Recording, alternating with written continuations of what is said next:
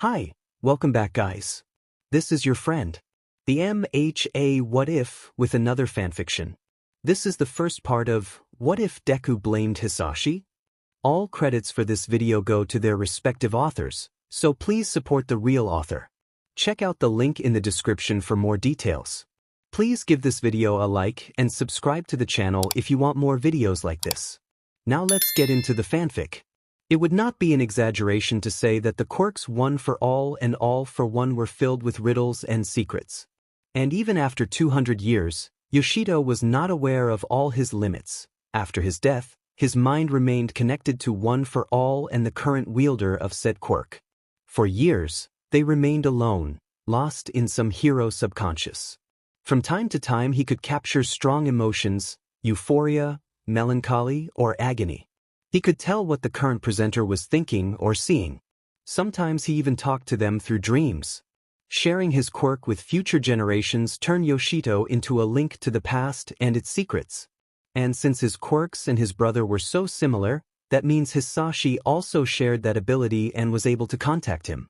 It was common for them to meet inside the void. The first time, all they simply yell at each other because of the same old things. Yoshido wasn't proud enough to deny his sadness or tears, just like Hisashi didn't bother to hide his anger or grief. After a while, they just ignore each other. However, when the connection was stronger than usual, the former holders of One for All could manifest themselves onto the outside. Of course, no one could see them because they were just an audience. Those incidents were rare, so none of them felt they should waste a lot of time waiting for them. And his non-life continues, in the endless CYCL of heroes fighting what Yoshido brother had become, just so they could die. And that lasted a while. But after Shimura's death, something changes. They could feel that All for One was bored. Not only that but also lonely. Something was wrong with All for One. It had been the last few months. The villain was, well, it was a mix of feelings, honesty. Sometimes he was happy. Others he was just nervous. That was confusing for several reasons. It implies that there was someone out that could make Hisashi feel those things. That fact alone was worrisome. To us and the world, I think. As Yoshido had a stronger connection with the said villain, he was the only one who had to try to figure out what was going on. But most of the time, the only thing he could feel from his ex-brother was love. Pure, intense, and unshakable love. That just made him more nervous. What could exist to make Hisashi feel like that? And what was Hisashi doing? Was he creating new weapons, killing, or torturing more innocent people? Maybe he was coming up with a new diabolical plan? Whatever it is, it couldn't be good news. Oh, how wrong they were. They found out what was going on during a July afternoon. In a second slip, the former One for All user found himself in a hospital room where the infamous All for One was and... Is that a baby? Why was he holding a baby? Not only that, but he was also counting the baby's fingers, with the stupidest expression on his face.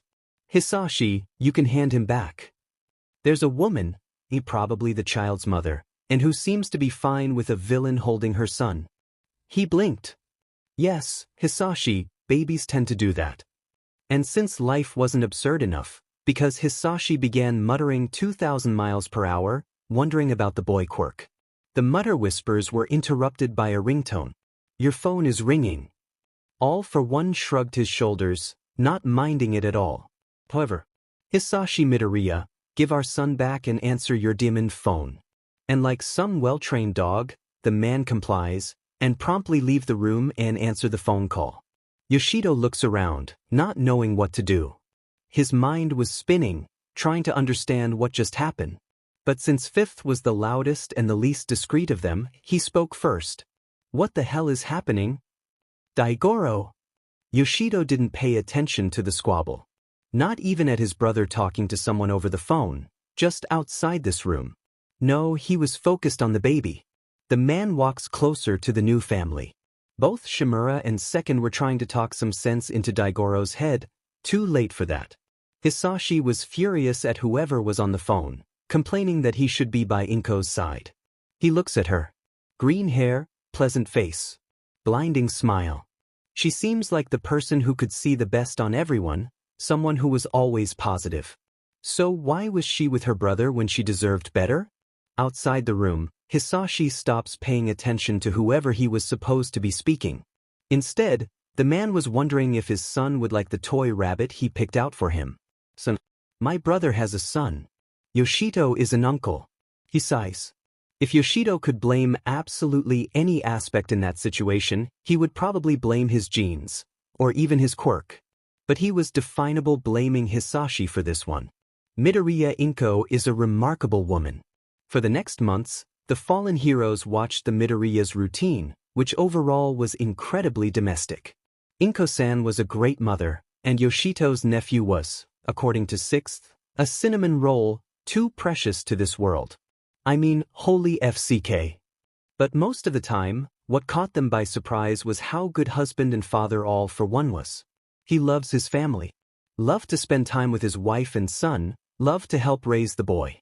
He didn't mind changing the dirty diapers or playing with the child.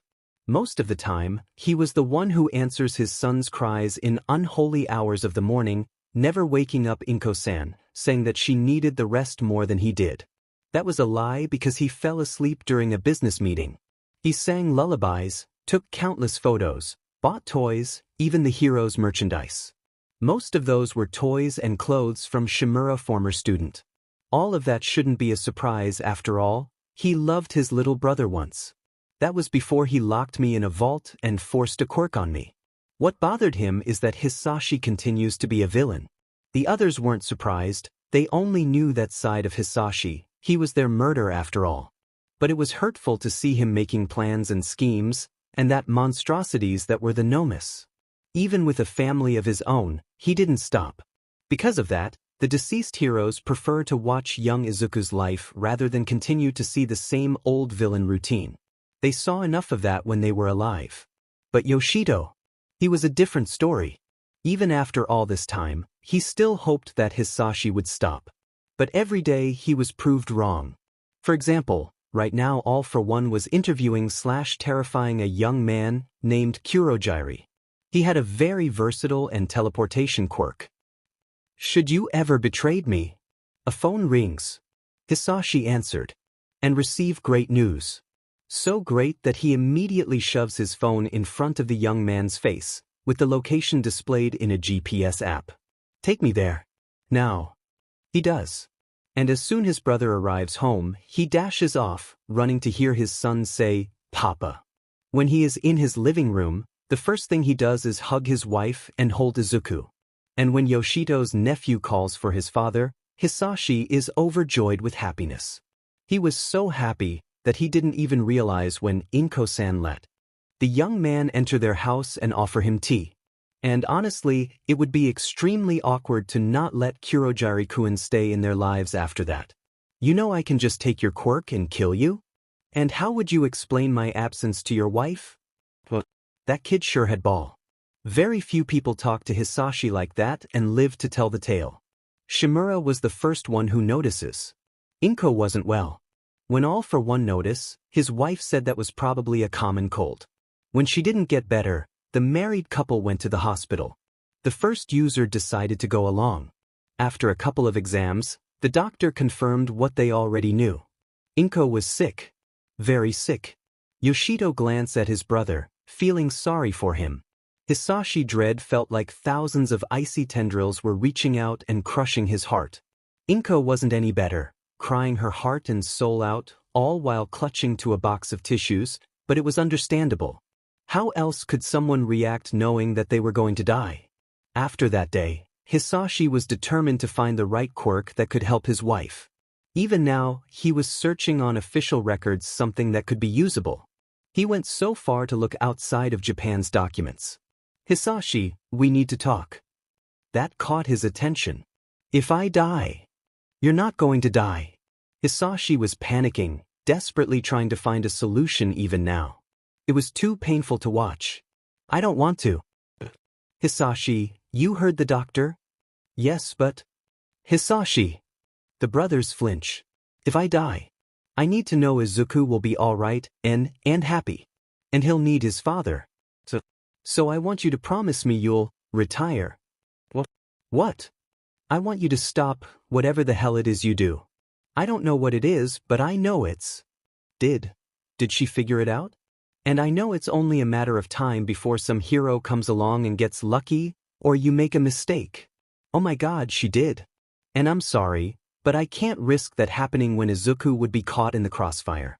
So I'm giving you a choice, either find some way to leave or so help me, I'll take Izuku and I'll do everything to ensure you never see me again.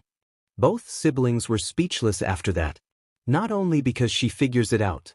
No, she was also giving her husband an ultimatum. If he didn't stop, he would lose his family.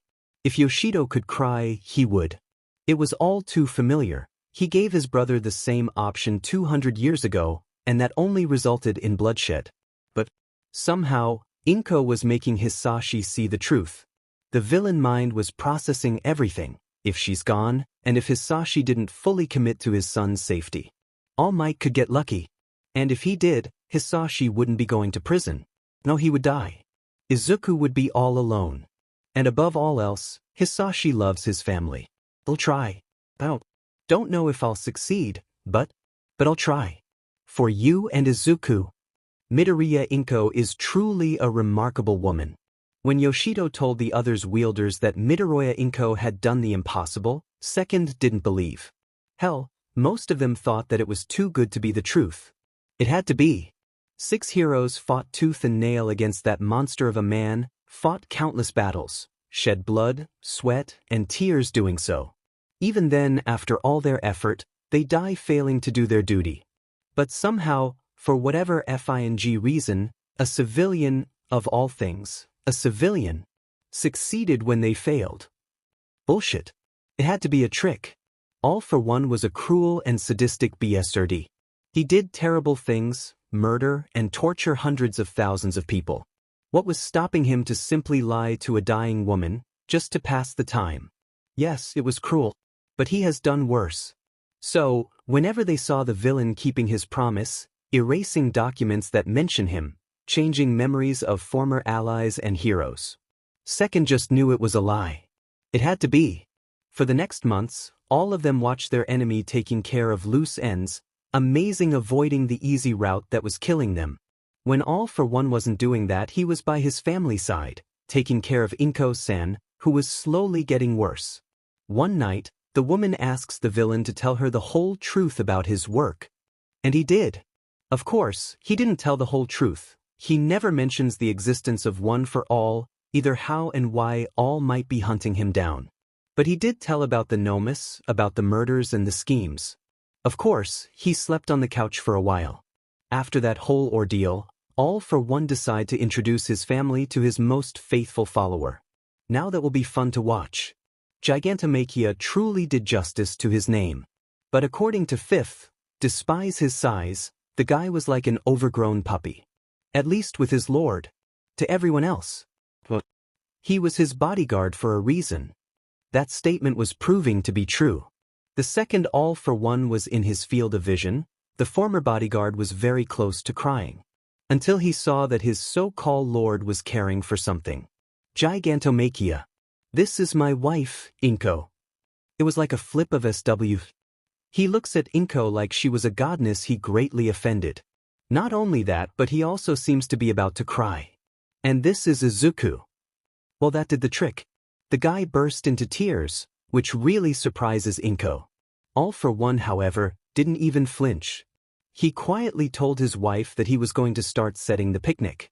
It's going to take a while for him to calm down. Why don't you sit, dear? And yes, it took a while for the guy to calm down. Half an hour, in fact.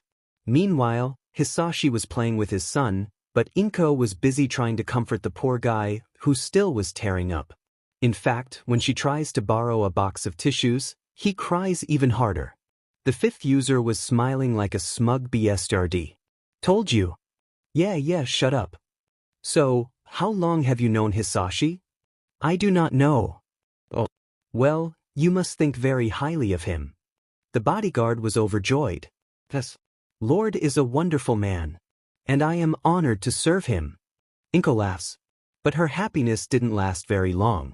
I want to ask you to do something for me, Gigantomachia. Of course. She smiled. It was a sad smile, And it hurt second that feeling was becoming so frequent. I want you to look after Hisashi. He'll need people. Good people who he can trust. He said you used to protect him. He'll need you to do that again. Yes. I will protect him with my life. Again she gave a small, broken laugh. That's not the sort of protection he'll need. Make sure he spends time with Izuku. Make sure he knows how much Izuku needs him. That was the whole reason for that visit. Inko-san knew she wasn't going to make it, so she wanted to be sure that her family would be okay. She really is something, huh? To see someone so gentle, with so much love to give. To see such an incredible person like her became a broken version of herself because of what was going to happen. It is painful. It was sad, hurtful. It was unfair. It took several months, countless bodies, and a natural disaster in Russia, but finally, it happened. It's done. All for One is retired. Inko smiled and Yoshito sighed in relief. The couple stays quiet for a while. But since Midoriya-san was full of surprises. Hisashi, I want you to take my quirk. What the F dash? Goddamn it, Daigoro. Drop the curses already. Well, if you two-third. Guys, come on. God, we can be loud sometimes. I've been reading up on Quirk genetics. And you're a first-generation Quirk user, so there's every possibility Izuku could be quirkless. But you can easily pass off my quirk as his, so... Both Yoshito and Hisashi were staring at the woman. What should I do if he has a quirk? I'd still like you to give it to him. I know I won't be there as he's growing up, but if he has my quirk, he'll always have some part of me with him. It makes sense. Of course, no one wanted to think of that option because it would mean accepting the inevitable. It should be mentioned that whenever Yoshito's brother took a quirk, they could all feel it. And just like her owner, Inko's quirk, small and warm, so full of hidden strength. Now, I think you should get back to Izuku. Remember what happened the last time you let Gigantomachia babysit overnight? They shivered with the memory. This whole situation made her furious. Seeing All for One living such a domestic life, happily raising his son when she was forced to abandon her own, even if it was for Kotaro's safety. It makes her want to punch that BS'er face off until it was nothing but a bloody mess of facial tissues and teeth. So, whenever the other holders want to spend the day first nephew, she would decline, rather wanting to be by Toshinori's side. Thank you very much. Yes, Izuku is adorable. It is a breath of fresh air to listen to that little guy laugh and play with his family. But for Nana, Nana had to give up her family because of All for One. Kotaro had to grow up without her. Toshinori saw her die and Sorahiko had to bury an empty coffin. So yeah, she didn't want to spend her time seeing her murder having the time of his life while being a father. Nana prefers to watch her student, her son in everything but blood. Detroit smash. Everyone was in a crazy state of joy. Everyone except the thief. The poor BSRD was knocked out. Oh, she was so proud of her boy. He was proving to be a better hero than she thought. Saving thousands, putting bad guys behind bars. And always smiling, just like she taught him. It was funny to see him running away from reporters. It is nice to see him working with other heroes. She laughs as All Might answer the reporters while the police handle the rest of the situation. When he finally manages to leave the scene, her boy headed to the police station. The second they got there, Nana found out what was happening. They were trying to find any clue of where All for One could be. But seeing how bored those policemen were, she doubted they could make it. They were going against someone who can easily find out what the first minister had for dinner. What are the odds of an IT guy finding out anything? He is in an apartment complex in Muzutafu, but good luck, I guess. Until we got it. She never had seen so many people move so fast or hide so quickly what they were doing. The chief of police pretends to not notice what just happened, asking what the IT guy had found. We've got All for One's hard drive. Sirbi. She knows what is in that drive. Hisashi, please stop taking photos of our son. If any stranger look at those without knowing that you are his father, they are going to call the police. Don't worry, honey. It's not like anyone is going to access my hard drive. This is going to be fun. Awkward as hell, but fun.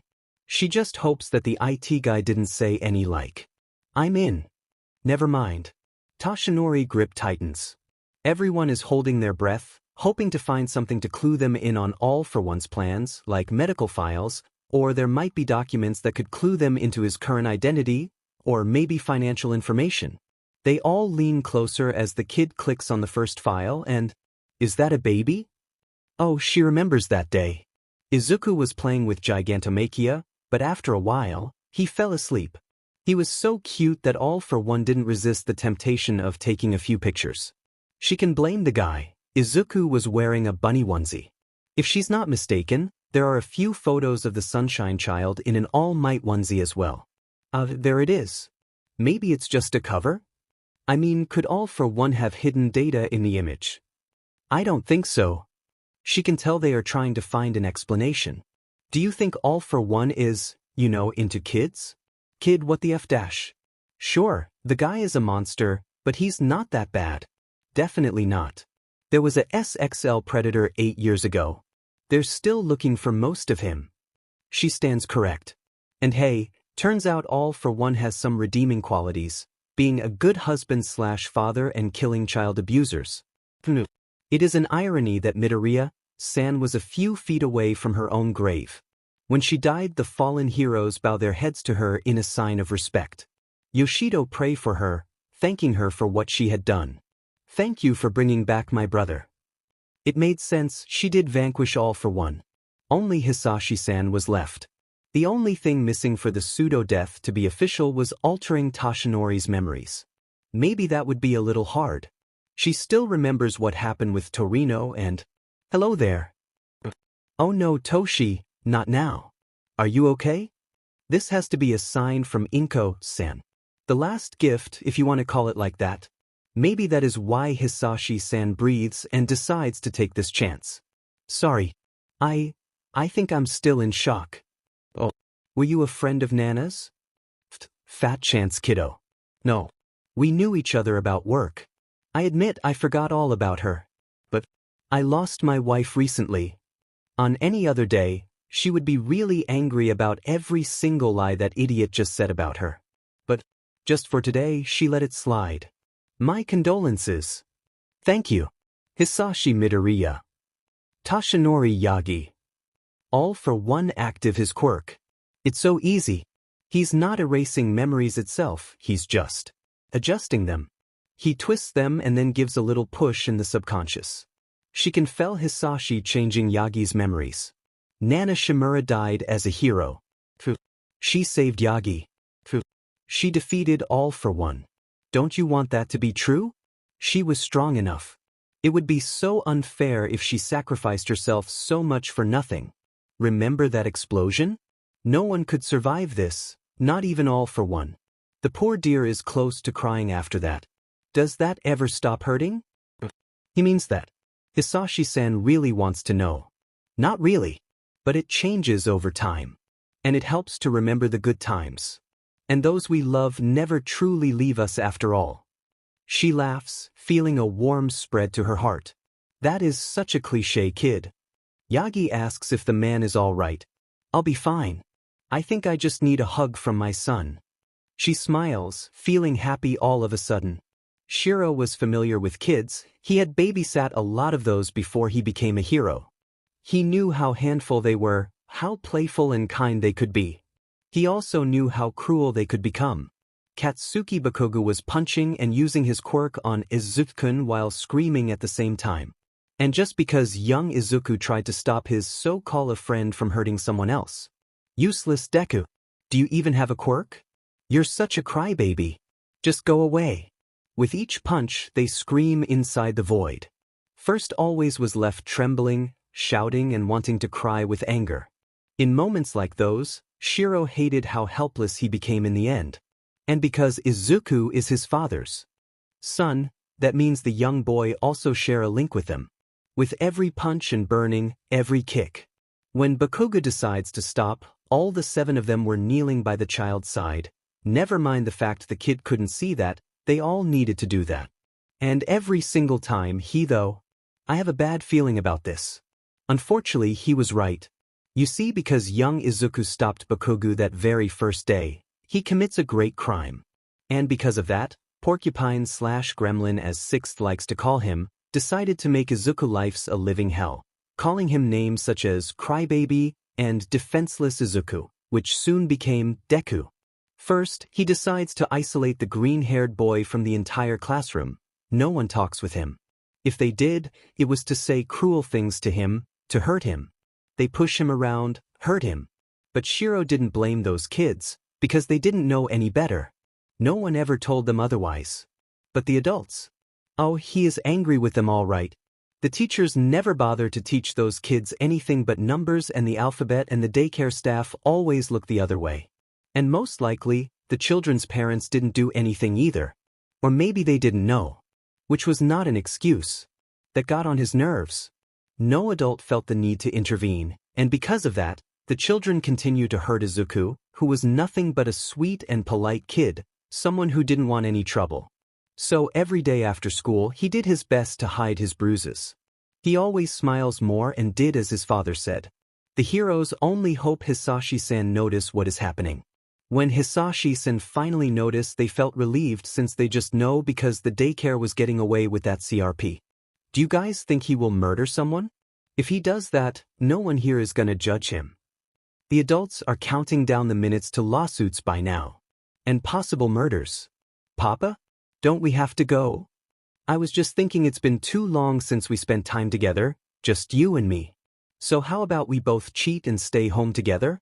We could order takeout and watch a movie. Young Izuku perks at the idea of missing a day at the daycare to spend time with his father. And the fallen heroes all smile with that. What exactly is your policy on bullying? The daycare head hesitates, but she has no reason to be suspicious. Oh boy, wasn't she going to be surprised? We try and encourage the children in our care to be compassionate towards others and share.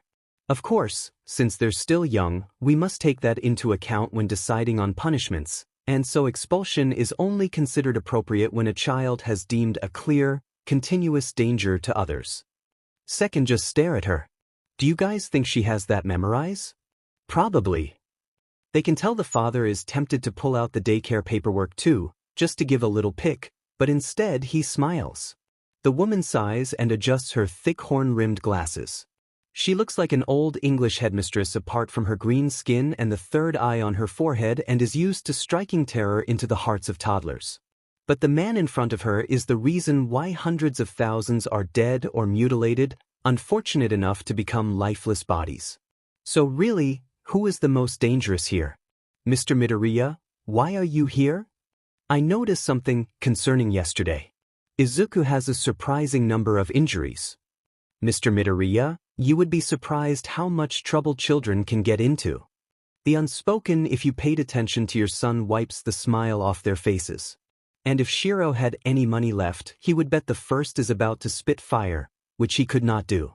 Did she just imply my brother doesn't pay attention to his son? Yes. The second holder sigh.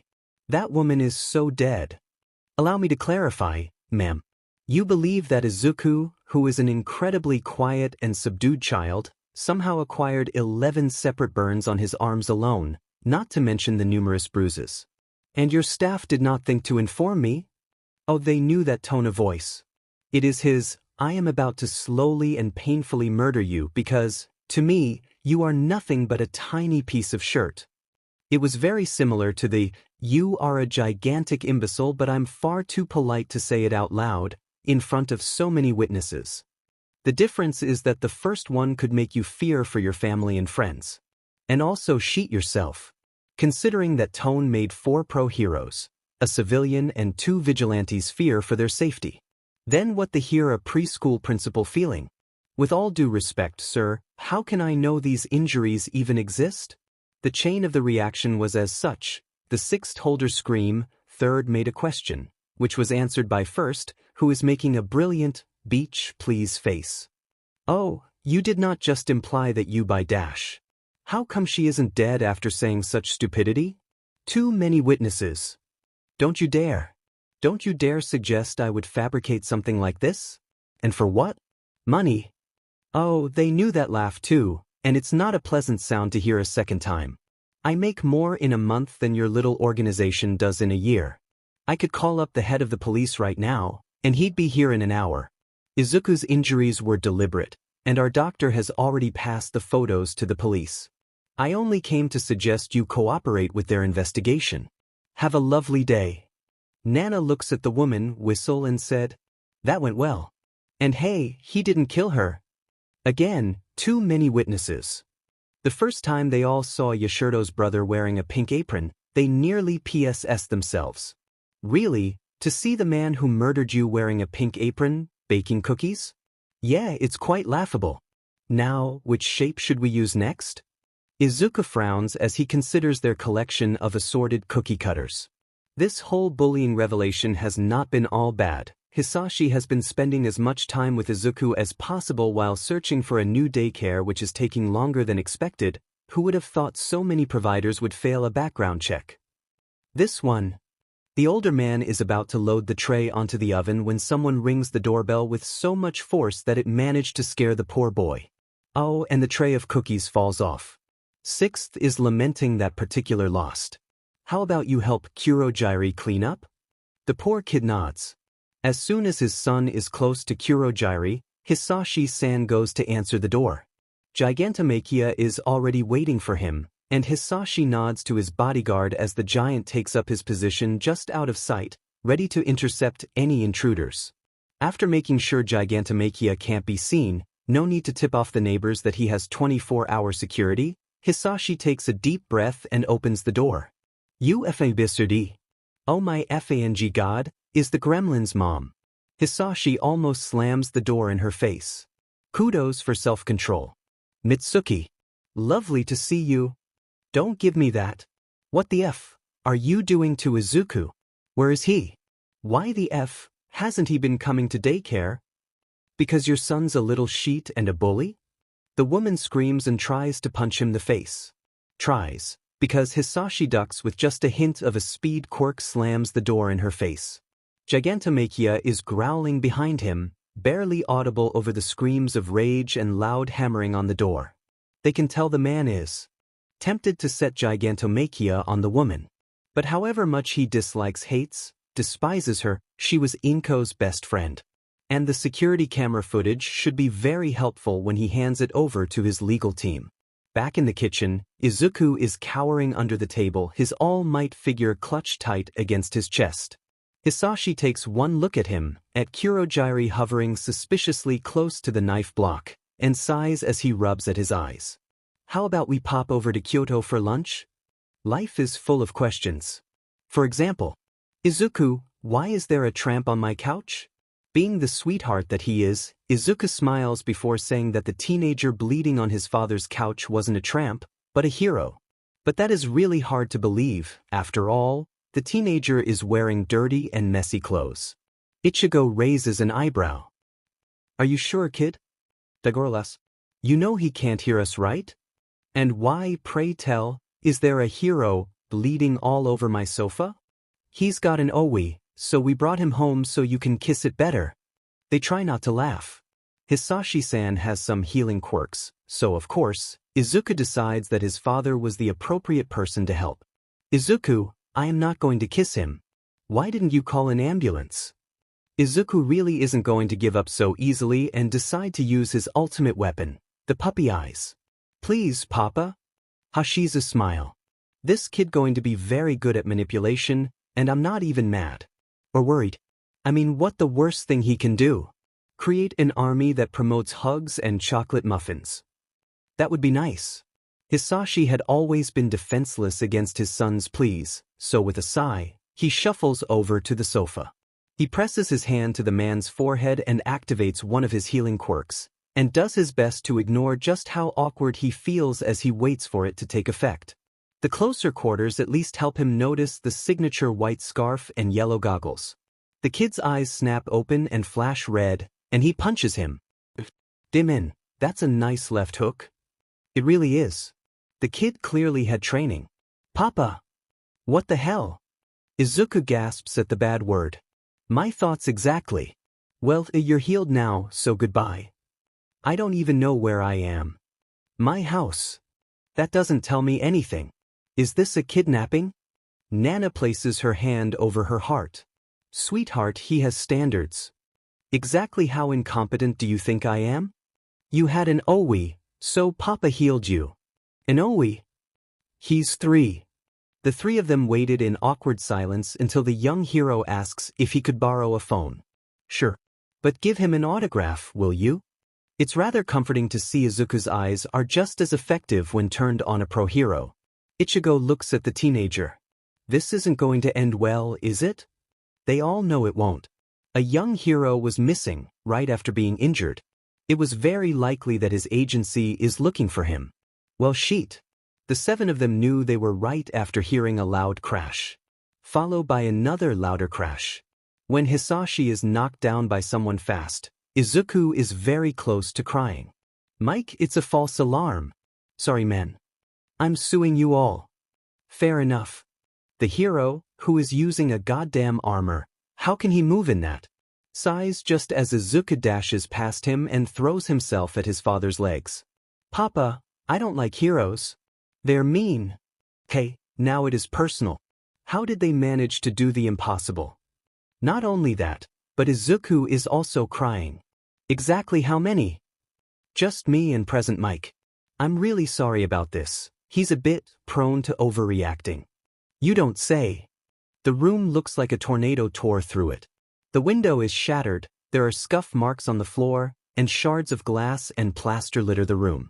Gigantomachia is suspiciously missing, although Kurogiri, complete with shopping bags, is stood by the miraculously untouched TV, armed with his keys. Eraserhead, still sat on a couch, is glowering at a tall blonde, his black hair floating. Present Mike seems unconcerned, eyeing Kurogiri suspiciously. Daigoro is also staring at that poor excuse of a cockatoo, just like Shiro and Ichigo. Nana and Yoshito are more focused on Izuku. Right, Mike, let's go. Eraser, can you walk? Shouldn't we call the police? I mean, isn't this a kidnapping? Oh, for FS sake. No one censored him this time, they're all mad with the blonde cockatoo too. Izuku, who seemed to have calmed down, bursts into tears again, blabbing about how he doesn't want to go to jail. The blonde hero pales as if he's only just spotted the terrified child. Good idea. How about you call the police and I call my lawyers? Let's see who gets here first. Thank you. Come on, mate. There's obviously been a misunderstanding. Eraserhead, to his credit, joins in, and between them, they manage to get him out of the house before things got worse. Guys, the armor kid is back. My deepest apologies for yesterday's debacle. Hisashi seems very much tempted to brutally murder Ingenium, but he suspects that might traumatize Izuku further. He would slam the door closed, but he has a sneaking feeling that might damage the hinges, and he really does not want to explain to the handyman why he's coming back so soon. So the man bites his tongue and fixes the hero with his most deadly glare.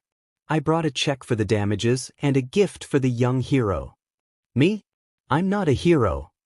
Smart, going after the cute kid with a toy. Course you are. You helped Eraserhead, didn't you? That sounds pretty heroic to me. Really? Oh, and he is smiling again. And he took the toy.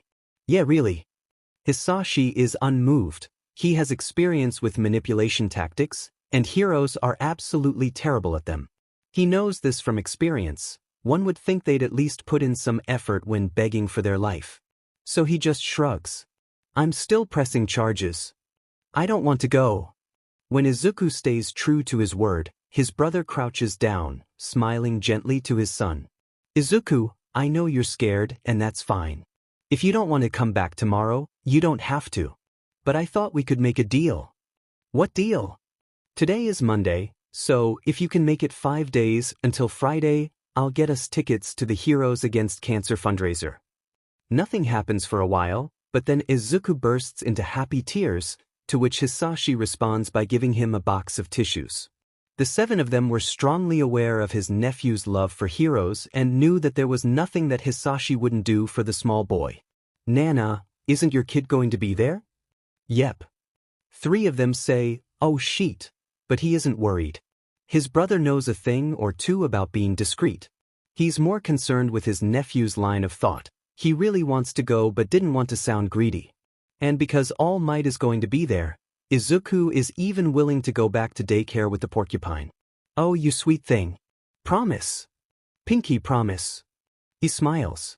Hisashi always took pinky promises very seriously. He ruffles Izuku's hair. Now before you know it, Kurogiri will be here to take you home. And if you're scared during the day, just tell Miss Tanaka. Alright. Alright. I love you, Papa. I love you too, Izuku. He can tell that his nephew is trying not to cry again, and if he could love him anymore, he would. The daycare worker, Tanaka-san, leads Izuku plus 7 grown-ups to the classroom. Sure, she doesn't know that last detail, but what she doesn't know can't hurt her. Nana is the only one there with real experience with children, so she is the one they ask the real questions. He's still just standing there, is he okay? Yes, Ichigo. He's new here. Okay, but what if some kid bother him? Isao, we both know his father made a deep background check of everyone working here. Hell, we know what they buy at the supermarket. The worst Miss Tanaka does is buy instant ramen at the end of the month. Even knowing all that, they are worried. Izuku is so nervous, but he tries to be brave like a hero. And if his nephew does become a hero, he will be the best of them, no matter what the blonde kid said. But he is not a hero now, he is a scared kid in a big room full of people he doesn't know. Do you like heroes too? A bright-eyed boy with blue hair and a wide smile is at Izuku's side, and somehow he looks familiar. I do. Yoshido can tell he's still nervous, and apparently, so does the daycare teacher because she crouches down at my nephew level. My name's Tenya. My favorite hero's Ingenium. I'm Izuku. My favorite hero's All Might. But Ingenium's awesome too. Miss Tanaka speaks up. Izuku is new here. And he doesn't know anyone yet. So I think he might be just a little scared. Can I trust you to make him feel welcome, Tenya? It's funny to see Tenya-kun nod with so much vigor, but the woman smiles and stands up, but does not move away, so Izuku doesn't feel too afraid. Well, that more than the last daycare employers ever did. Do you want to play heroes? Yes. I brought my dolls, so if you want, you could be Ingenium and I could be All Might. Why would All Might and Ingenium both be needed? Why does he speak like a businessman? They almost laugh at his comment. I was going to say like an adult, but sure. Cause if a villain has a really scary quirk, like if he can shoot webs and he's attacking a park, then Ingenium has to move people out of the way. And he has an army of robot spiders, so All Might has to fight them first. What do you think? That's actually a good plan. The good old divide and conquer. But why are you surprised, Shiro? I know you're proud of him, Yoshi, but he's 3. It makes sense. Ingenium always first on the scene. I love this kid. And Hisashi is going to adore him. We just met him. Doesn't matter. I have a good feeling about him. Yoshido was right. His brother adores young Tenya. He hasn't actually met the kid yet, but Izuku's barely stopped chattering about his new friend. And, as he pauses outside the classroom door, he can spot his son's smile as he plays with a blue-haired boy.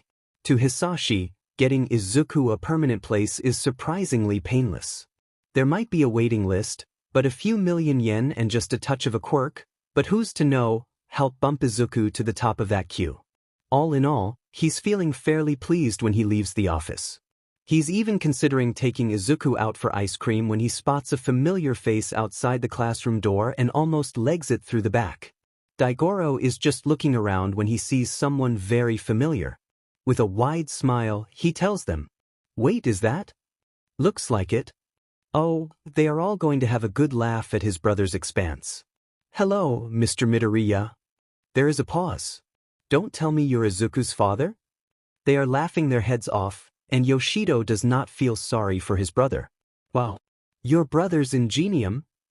Oh my god, Izuku is fanboying.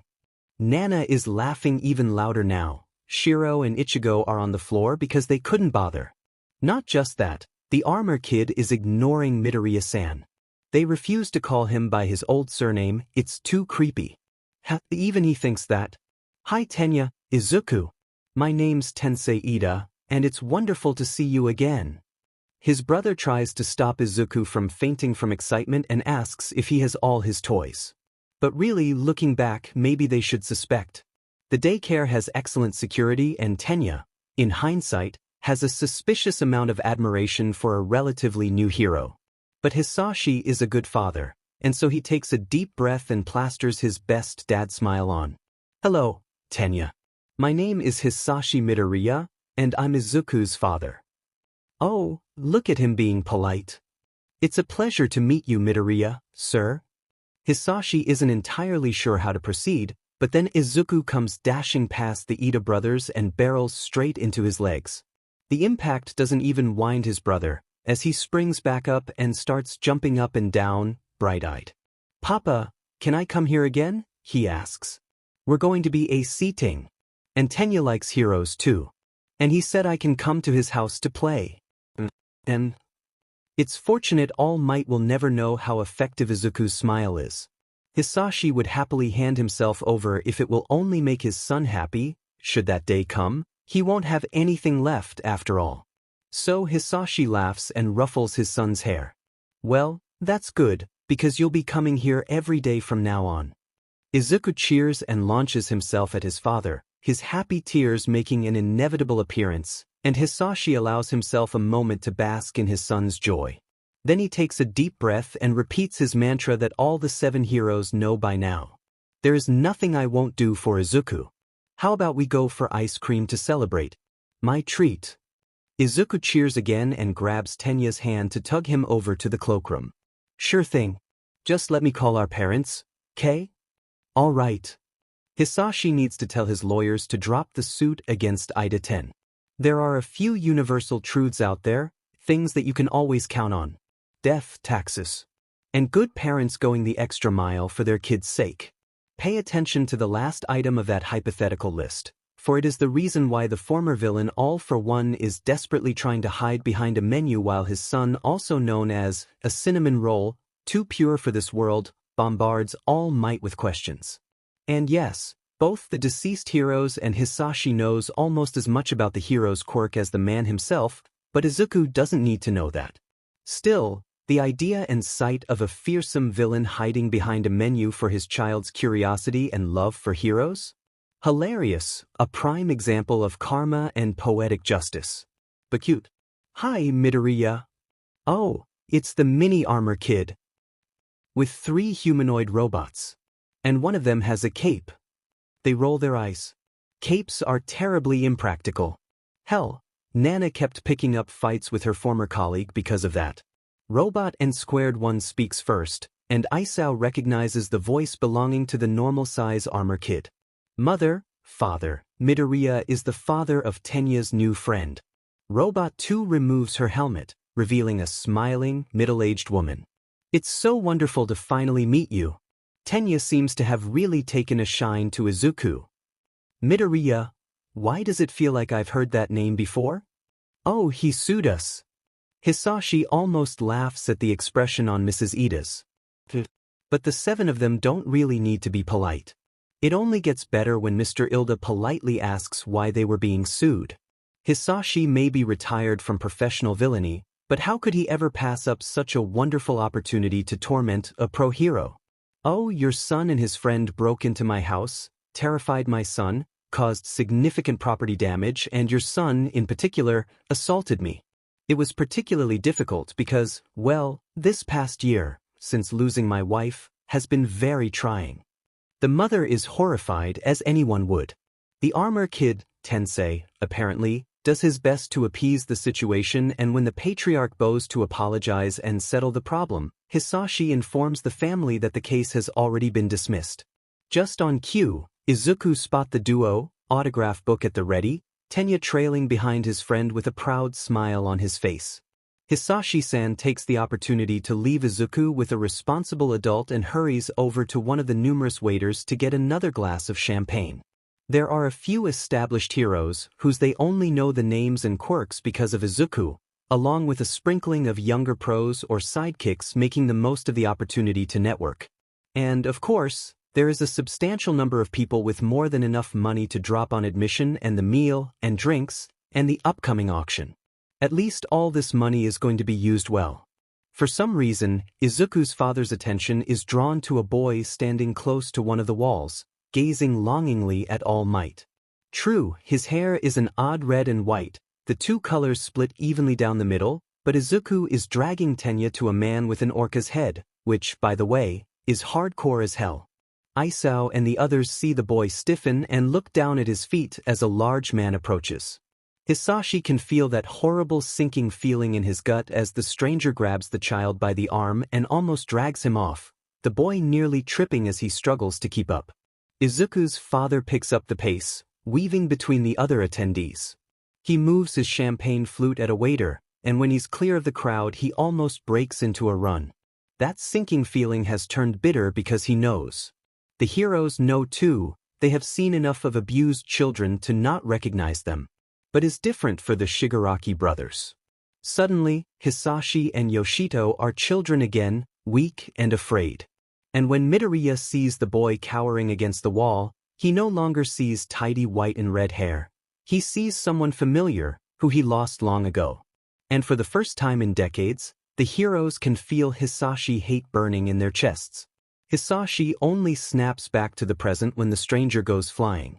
He tries his best to calm down and figure out what the F he can do with the unconscious man and realizes the BSTRD's face is familiar. He has just punched the number 2 hero in the face with what feels like at least 2 strength and possibly a speed quirk. In front of a witness. Oops. Daigoro stared at Ichigo. Oops. He just sucker punched that fucker and all you have to say is oops? Oh my god, can you not? Well, it is good to know they aren't panicking. At all. No sir. RMD. But Hisashi-san really truly seriously needs to do something. No. And he did. By dragging the unconscious hero by the leg into a bathroom, and accidentally knocks the pro-hero's head against the door. Only then he addressed the elephant in the room. The kid. Right, Todoroki? Is your mother here? The boy shakes his head. Wonderful. Follow me. Smooth move dude. Yeah, don't bother hiding or anything. Kurogiri, I need you to come to pick up some trash. Good to know you're still subtle Oni-san. Do you think you'd manage to warp to Korea? Oh, but first you need to drop someone off home. Nana is looking at the kid. Why is he smiling like that? Shiro bit his lips. Maybe is shock? Do you know where your house is? The boy nods and Hisashi grins and ruffles his hair. Good lad. A friend of mine will come to get you in a minute. Tell him and he'll take you home. Now I have a very important task. Can I trust you? Yes, sir. Good. Now, I need you to give this to your mother. Only your mother. And this is a secret mission, so you can't tell anyone. All right. The boy nods as he accepts the note, and Hisashi smiles as he stands up. Then he heads out to grab Kurogiri. Once Hisashi has tucked an exhausted Izuku into bed, he carefully shifts his face into something memorable and as far from Hisashi Midoriya's features as he can manage and heads downstairs to awaiting Kurogiri. Gigantomachia has already taken up a position outside Izuku's bedroom, although he is under strict instructions. Any monsters located under the bed are Hisashi's responsibility. If Izuku is afraid, he can sleep in the MSTR bedroom. Gigantomachia is not to go looking for said monsters. He tried once. Never again. Kurogiri, unfortunately, is memorable in himself, but such matters cannot be helped. Hisashi reflects as he steps through the warp gate. The Todoroki home is every bit as impressive pretentious as could be expected from the number 2 hero. None of the lights are on, but when Hisashi lets himself in, a white-haired woman is waiting just inside. Mrs. Todoroki. The woman pulls herself together. Your note said you could help me leave. Your husband is currently indisposed. In fact, he may not make it home for a few days. So, if you wish to leave. And what if I can't afford to? God, why does she look so tired?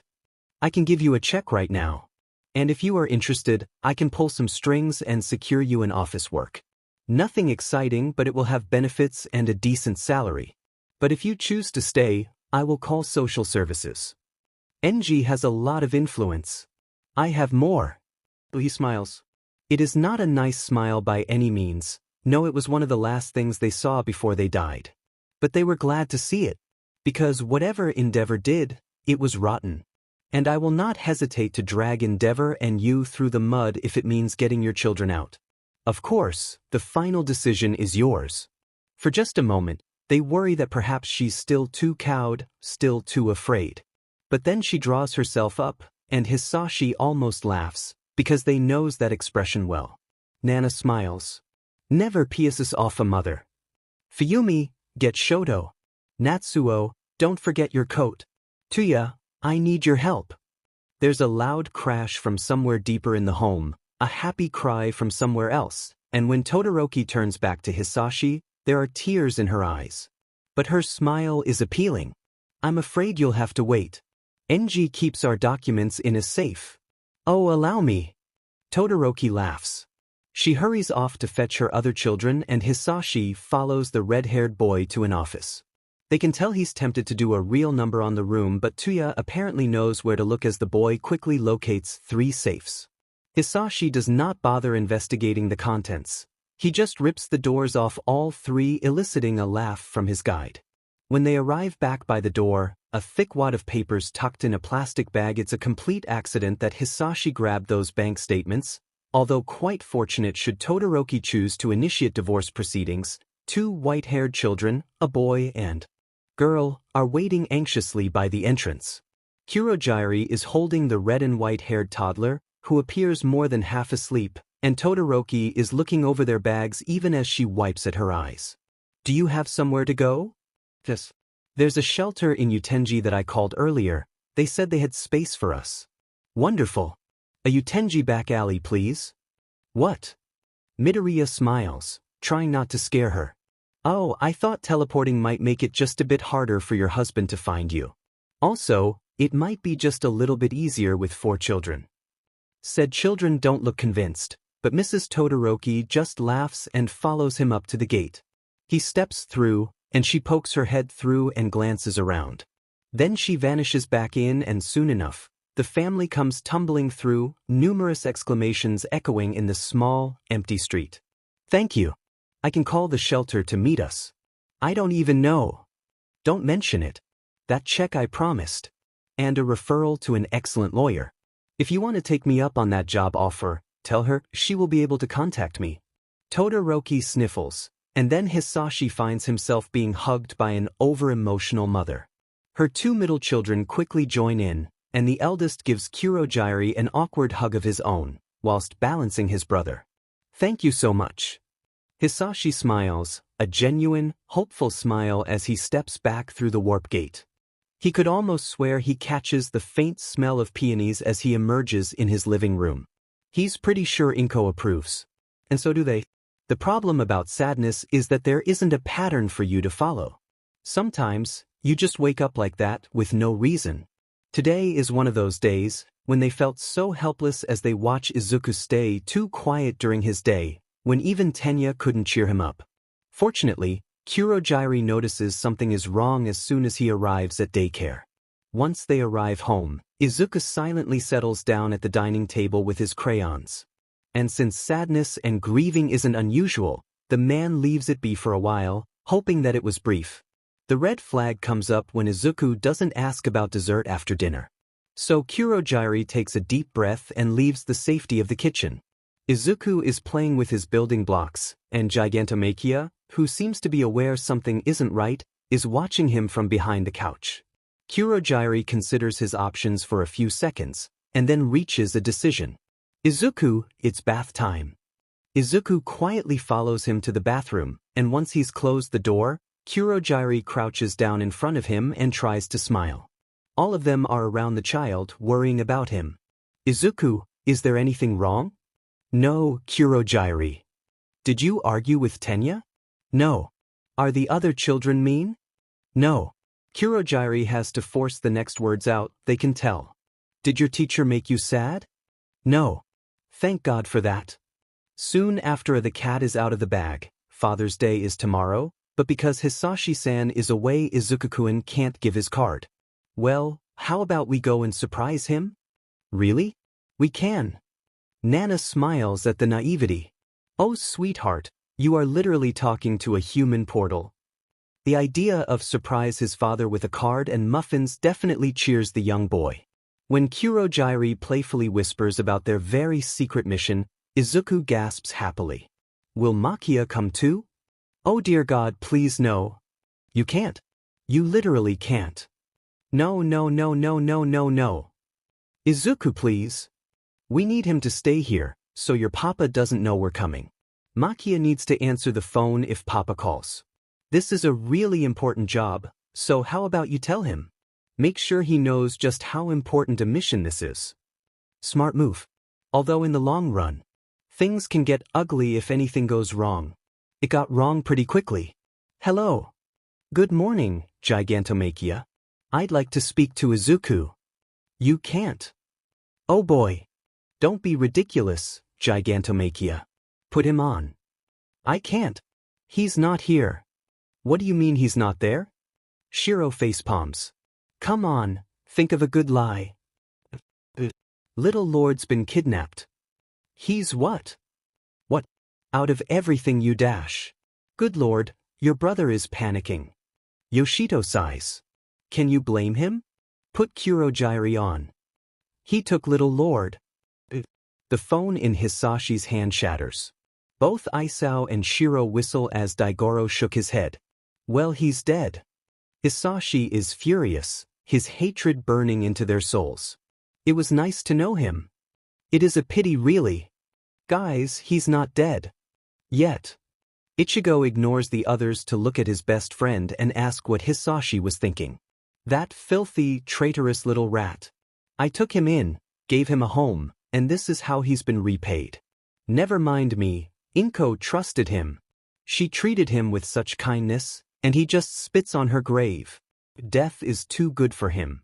Hisashi will rend him limb from limb, and flay him alive, and take that precious little quirk from. Surprise, Papa! There comes the table. Oh my God! And there it goes. Fortunately, Kurojairi has good reflexes. Are you surprised, Papa? If he isn't, Ichigo and the rest of them certainly are. Nana looks at Yoshito once again and asks the same question he had a few seconds ago. Has Kurojairi come to gloat? He could warp Izuku into the sea, or 2,000 feet up, in a millisecond, so he certainly has some insurance. Or perhaps he's just lost his mind. Very. What are you doing here? Oh, happy Papa's Day. Ichigo smiles and wonder how anyone can be this nice and naive at the same time. Izuku was very upset you would be away for Father's Day. So we decided we would surprise you. It was certainly a surprise. Papa, I made you a card. And we made muffins, but Kurojairi has them. That changed the atmosphere really quickly. Those muffins have a powerful peace offer. Well, muffins sound lovely. How about we all have some muffins and then we go do a little sightseeing? Muffins? Should I go fetch the table? I almost had a heart attack. Ichigo, we're dead. So what? The pattern repeats itself once again. Izuku is suspiciously quiet at the daycare. When Miss Tanaka allows the kids to go play outside, he just sits down next to her desk, his all-might plush clutched close. They notice Tenya hesitate in the doorway before he hurries back inside. He drops down next to him, and Izuku sniffs as he looks over at him, obviously surprised, just like they are. Tenya makes sure he's pressed up close, so Izuku knows he's, well there. Tenya? Don't you want to play outside? No thank you. Izuku's sad, so I'll stay with him. They all smile, practically thanking and praising the other boy. You don't mind that I'm a crybaby? Course not. And you're not a crybaby. Yeah, listen to him, little guy. I cry a lot. And I'm a Deku. God damn that Pomeranian. What is it with Daigoro and nicknames? Really? Well, why are you crying? Izuku doesn't answer, just buries his face in his arms, and they wish that there was something they could do. Do you miss your mum? The nod is barely noticeable, but it is there. Then it's all right. I miss my mum when she's away and I cry. But I know she's coming back. But your mum had to go away and she can't come back, so it's okay to cry. You really don't mind? Tenya shakes his head. No. I know why you cry and you're really fun and smart. and I want to be your friend. So next time you're sad you can tell me and I'll hug you. Izuku promptly bursts into tears, and Tenya panics and runs for Miss Tanaka. Meanwhile, the 7 of them are full of joy and gratitude for the other boy. At night, Ida household, Takeshi speaking. Hello? Who is this? It's Midoriya, Izuku's father. Called to tell you Tenya is wonderful. And amazing. And you should be proud. Good night. Her boy was hiding behind the dumpster. Things had been extremely quiet after the false death of All for One. So quiet that Toshinori was bored out of his mind and became desperate enough to try to find a hobby. He tried yoga at first, but someone realized who he was, which forced Toshinori to leave the place running. And here we are. The number 1 hero walks along the alley, but both of them freeze when they heard a crash down in the alley, so of course her boy went to have a look, thinking that he will only find a stray cat. Except it is not a cat. It's a small child and he looks half dead. But when he turns his head, Nana is shocked because the young boy looks like her Kotaro and All for One at the same time. All Might. Yes, my boy. I am here. You came. The rest of her brothers in arms notice that something was wrong and immediately offer their support, went with her to find out more about the boy, but nothing could prepare her to the truth. Because right now, she is looking at the police report of the case. According to multiple witnesses, Kotaro Shimura had a deep hatred for heroes and didn't allow the subject to be mentioned at his own home. Many of his neighbors remember the man said, quote, "Do you really want to know what heroes are? They're people who hurt their own families, only to help complete strangers." Her boy, her Kotaro, did. She was at Toshinori's side while his policeman friend tells him everything. Her son who nurtured a deep hatred of heroes because she was forced to leave him behind. The memory of her turned him bitter enough to hurt his own family. His family home was completely destroyed. We located some blood on the scene, and DNA testing confirmed it belonged to his grandparents, parents, and sister. We think it's safe to say Tenko Shimura is an orphan. Oh, Tenko. The grandson she never knew.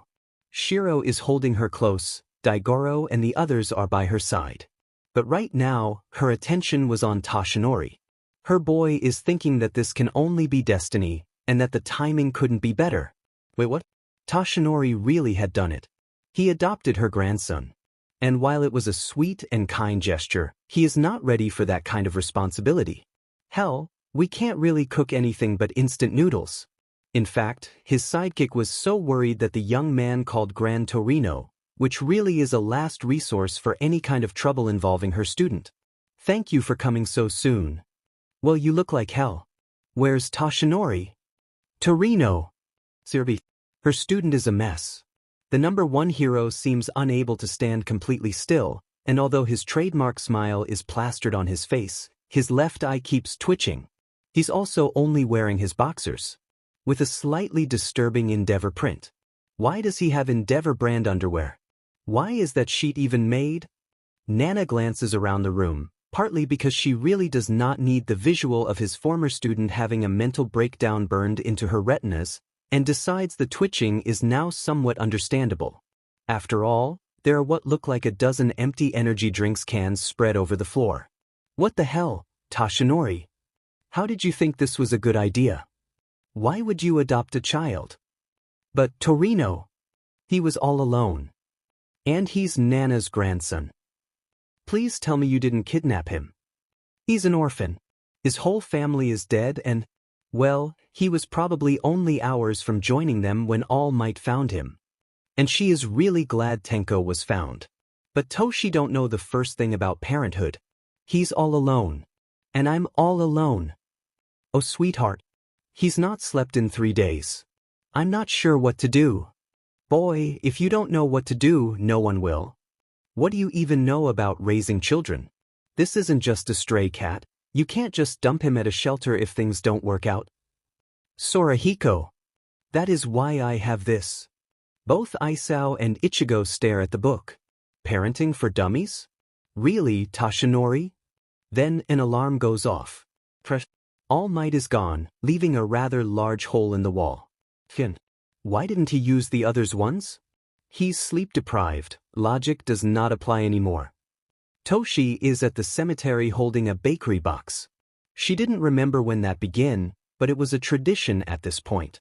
The graveyard is mostly empty, but there are some familiar faces there, including the other 6 who are keeping company by Izuku's sides. It takes a little while for her boy to recognize them, but he gets there. Soon Hisashi and the rest of her comrades notices them.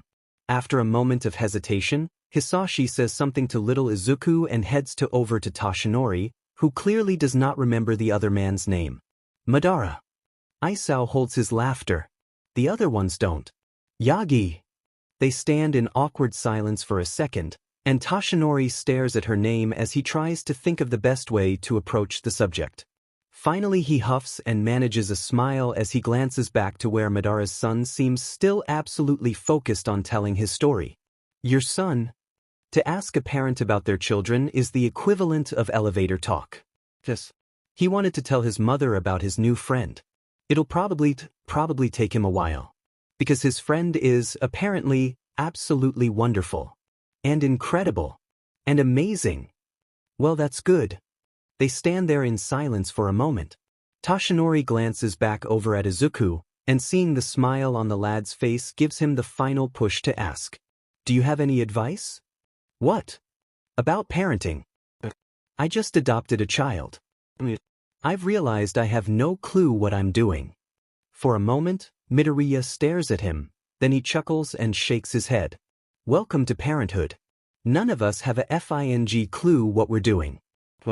He is not wrong. At all. Really? But your son seems so happy. It's a good day. There are bad days too, when he doesn't understand where his mum is. But children are resilient. I have a decent support system. While that may be truth, she doubts Sasaki-kun can match Kurogiri's level of babysitting skills. Maybe Tsukachi can do a little better, but he has a lot at his plate being a police officer. God, please don't let Torino of babysitting. The old goat will only feed taiyaki to Tenko. How is that healthy? Oh God, it's the grandmother's side coming up.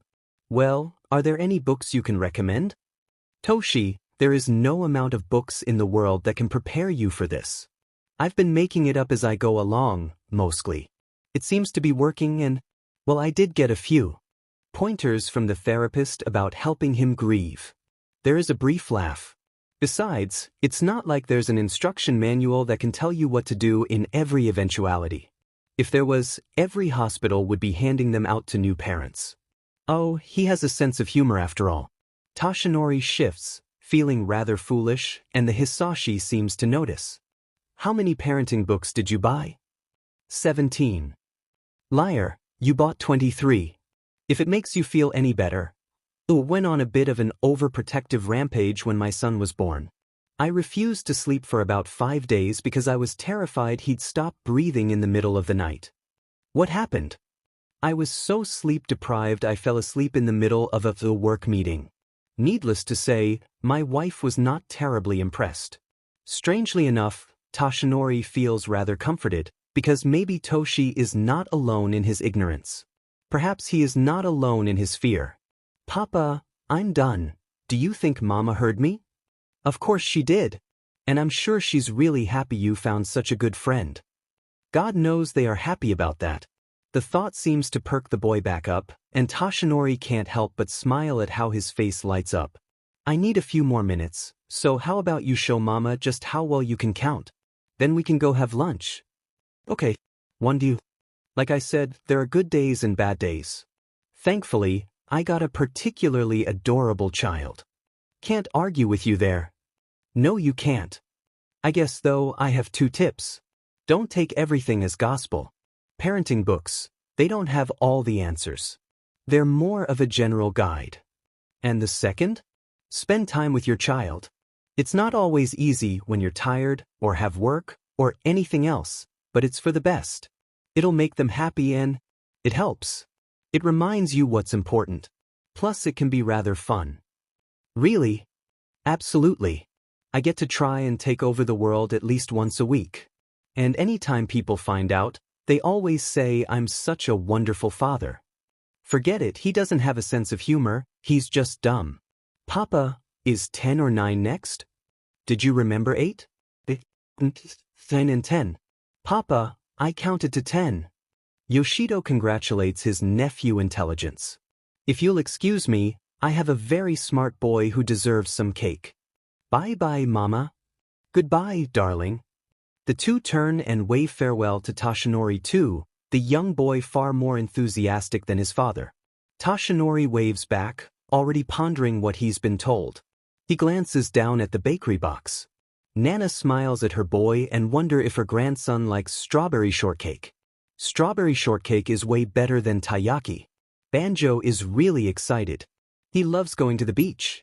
Can we go yet? Gigantomachia, remember, only attack on my command. No fighting without my XPLCT permission. Cleaver. Can we go yet?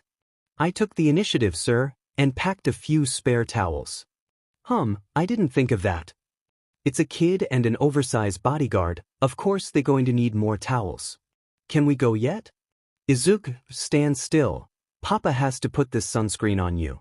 Always use sunscreen. Yeah, sunburn is a beach. Can we go yet? All right, Kurogyri, open a gate to Dagoba Beach. Beach? Hell yeah. Daigoro, chill. No. The minute they're through the warp gate, Izuku cheers and makes to dash over to his best friend. Hisashi grabs his son in the nick of time and crouches down in front of him. Izuku is practically vibrating with excitement, but they need to go over the ground rules again. Time for the checklist. Now, Izuku, what did I tell you? Don't go in the water without you. Good. And? If a grown-up I don't know talks to me, I scream. Yes, of course. Scream, hit them where you can and run. And? When you call me, I come immediately. Well, yeah. And? There is another? Yoshito. Don't look at me, I don't remember. I love you. Own. Love you too, Papa. Daigoro went with Izuku while the others stay with the adults. Ah, that is so adorable. If only Tenya was as affectionate. Katsumi-san, you don't even know the half of it. Glad you could make it. Tensei promised to join us after his shift. Takeshi Ida. And you are. It's almost funny to see he trying to be polite.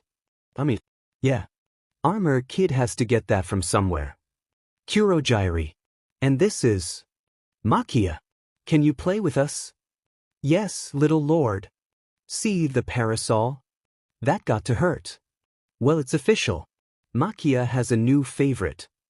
We're the hired help. Kid, you guys are family, don't lie. Apparently Tenya thought Makia was a dog. Banjo understands the confusion, the guy is energetic enough. The kids are looking for shells when the teens arrive. Tenya cheers and grabs Izuku and pulls him along, and Izuku goes willingly. Daigoro can see Tensei with 3 other people, so it's not like they're all strangers, and since Tensei's a hero, the others could be as well. The kid smiles as he comes to a stop next to his best friend. Then he looks up and promptly bursts into tears. Oh, come on. What the hell did you do? Izuku hides behind Tenya. Everyone is confused and screaming, mostly at each other. When the ground starts to shake, Izuku cries even harder, which means Makia is on his way screaming bloody murder. By now the others are running this way, worried about the kid. Ichigo, Isao and Shiro curse after seeing the Cockatoo Man, but Yoshito is by Izuku's sides. It is a complete mess. Villain. No, he's Izuku playmate now. Then the shaking stops. Oh. What the hell? Diamond, Kurogyri, that was fast. Can that villain swim? The lady asks. No. I don't think he can. Mike, go save him. Why me?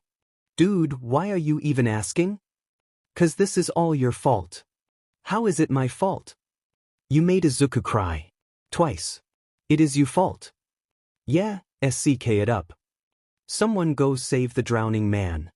Oh, that too. Isn't he super heavy? Yes. Izuku. Papa, I don't want to go to jail. The Hisashi shifts from worried father to homicidal in 2 seconds. You have 3 seconds before I call the police. Tensei blanches, but the woman Kayama Namuri, hero named Midnight, they remember seeing her on the news, doesn't pay him much attention as she focuses on calming Izuku. It's alright, little guy, no one is taking you to jail. And if someone says they will, they're mean liars and I'll put them in timeout. Really? Izuku sniffs as he turns slightly, but doesn't let go of Hisashi's leg. I promise. And I'm a hero, so you can trust me. But present Mick's a hero too. Oh, so it's Mike. She stands up and screams at the water. Mike, what the F are you doing? He's trying to kill us. What did you expect, terrifying the poor dear? I'm going to kill you. Oh, I like her. Such a good child. Yes, she is going to be a great pro-hero. They all like Midnight. Gigantomachia. Fetch Izuku's towel. The giant reluctantly obeys. As he lumbers away, Eraserhead jumps in the water and begins swimming back to shore. Present Mike, however, showing an impressive amount of self-preservation, remains where he is. Hisashi Yamada, get over here. Tena looks up to Hisashi and asks why Izuku is sad, probably because the man is the only sane adult present. Smart kid. Well, you see, present Mike really scared Izuku a while back, because he thought Izuku did something bad. I wanted to help. Tenya takes in his friend's tear-stained face and reaches a conclusion. Present Mick's mean. I don't like him anymore. Have they ever mentioned that they adores Tenya? Oh, Tim. Then she realizes two men are glaring at her and winces. Sorry. Was Nemuri mean too? Hisashi helpfully informs him that she only has been a little naughty, that she just said a very bad word. And I'm very sorry. My name is Kayama Nemuri, but my hero name is Midnight. Midnight, the R-rated hero. It's always adorable to see Izuku be a fanboy. What's R-rated? Maybe she's a pirate hero? Nemuri, are you a pirate? They hold their laughter. Oh my god, they are so precious. How can he be this sweet? She is obviously a sensible, sane person. And Hisashi is not above recruiting people on the off chance they could be useful. So he looks down at Izuku and instructs his son. Izuku, be polite. Sorry, Papa. My name is Izuku Midoriya. I'm 4. Izuku could probably recruit a small army simply with his smile force. Gigantomachia, Izuku will have lunch now. I need to speak with present Mike. After all, Gigantomachia might not be able to swim, but Hisashi. Izuku, right? Izuku is still a little scared of present Mike, so he doesn't come out from behind Tenya, who has decided the hero is mean, and therefore Tenya doesn't like him anymore. Tenya really is such a good friend. Izuku isn't entirely sure why his father, Tensei, Midnight and the Idas are all glaring at the blonde, or why Makia is growling so loud. He also doesn't know how Eraserhead can sleep despite the noise. I'm really sorry I scared you. I was worried about Eraser, see, 'cause he's my best friend. And I didn't know where he was. Why didn't you call a hero? I am a hero. And I called Ingenium. Tenya says that if you lose someone then you should tell the police. Or go to the Lost Child Center. Tensei and Midnight are snickering. Yes, Mike, next time go to a Lost Child Center. Or a cat rescue. What? I don't know, maybe it's an inside joke? Eraserhead's not a cat. He's not fluffy. Maybe, but he looks grumpy like the cat. They look at Yoshito. What does that have to do with anything? It's a meme. A what? Papa. The minute Izuku is through Kurogiri's warp gate, he bolts past Makia and up the stairs. Isao is smiling. The boy can barely stand still. Izuku? What is it? Papa, guess what? Tenya's birthday is next week. He's going to be 4. And he's having a party. And he wants me to come. Hisashi blinks, probably surprised by his son's enthusiasm. That's wonderful. We'll have to pick him out a nice present. Izuku puffs up his chest as he remembers the best part. Yoshito is still overjoyed by what the mini-armor kid said. Guess what, Papa? He said he wants me to come because I'm his best friend. And Hisashi obviously understands how exciting this is, because he laughs and stands up. Now that is wonderful news. We'll have to find him an incredible present. Isao only hopes the man doesn't overdo it. Of course, few hours later, when buying the present, that's just what Hisashi-san did. But considering the circumstances, it was justifiable. That is a big bag. Of course it is. After all, Izuku is Tenya's best friend. It must be a strange experience for a former supervillain to enter a hero agency through the front door. Izuku is so in awe of his surroundings, he's gone completely silent. No exclamations and no muttering as they approach the reception desk. Hisashi regularly has to tug him along. The woman behind the desk looks surprised, but quickly plasters on her best customer services smile. Hello, and welcome to the Ida 10 Hero Agency. How may I help you today? Hisashi picks Izuku up, so he can see over the desk. Hello. I'm Tenya's best friend. Yoshito is beaming with pride at his nephew's excitement. The receptionist huffs a laugh. Izuku, I presume? Yes. I'm guessing Tenya told you we'd be coming? Yes. She lifts her phone and dials a number. Hi, I've got Izuku down here in reception. The pause. Yes, that Izuku. Someone will be down to see you. She reaches into a drawer and hands them 2 visitor passes. Hisashi pins his to his jacket, and Izuku examines his in wonder.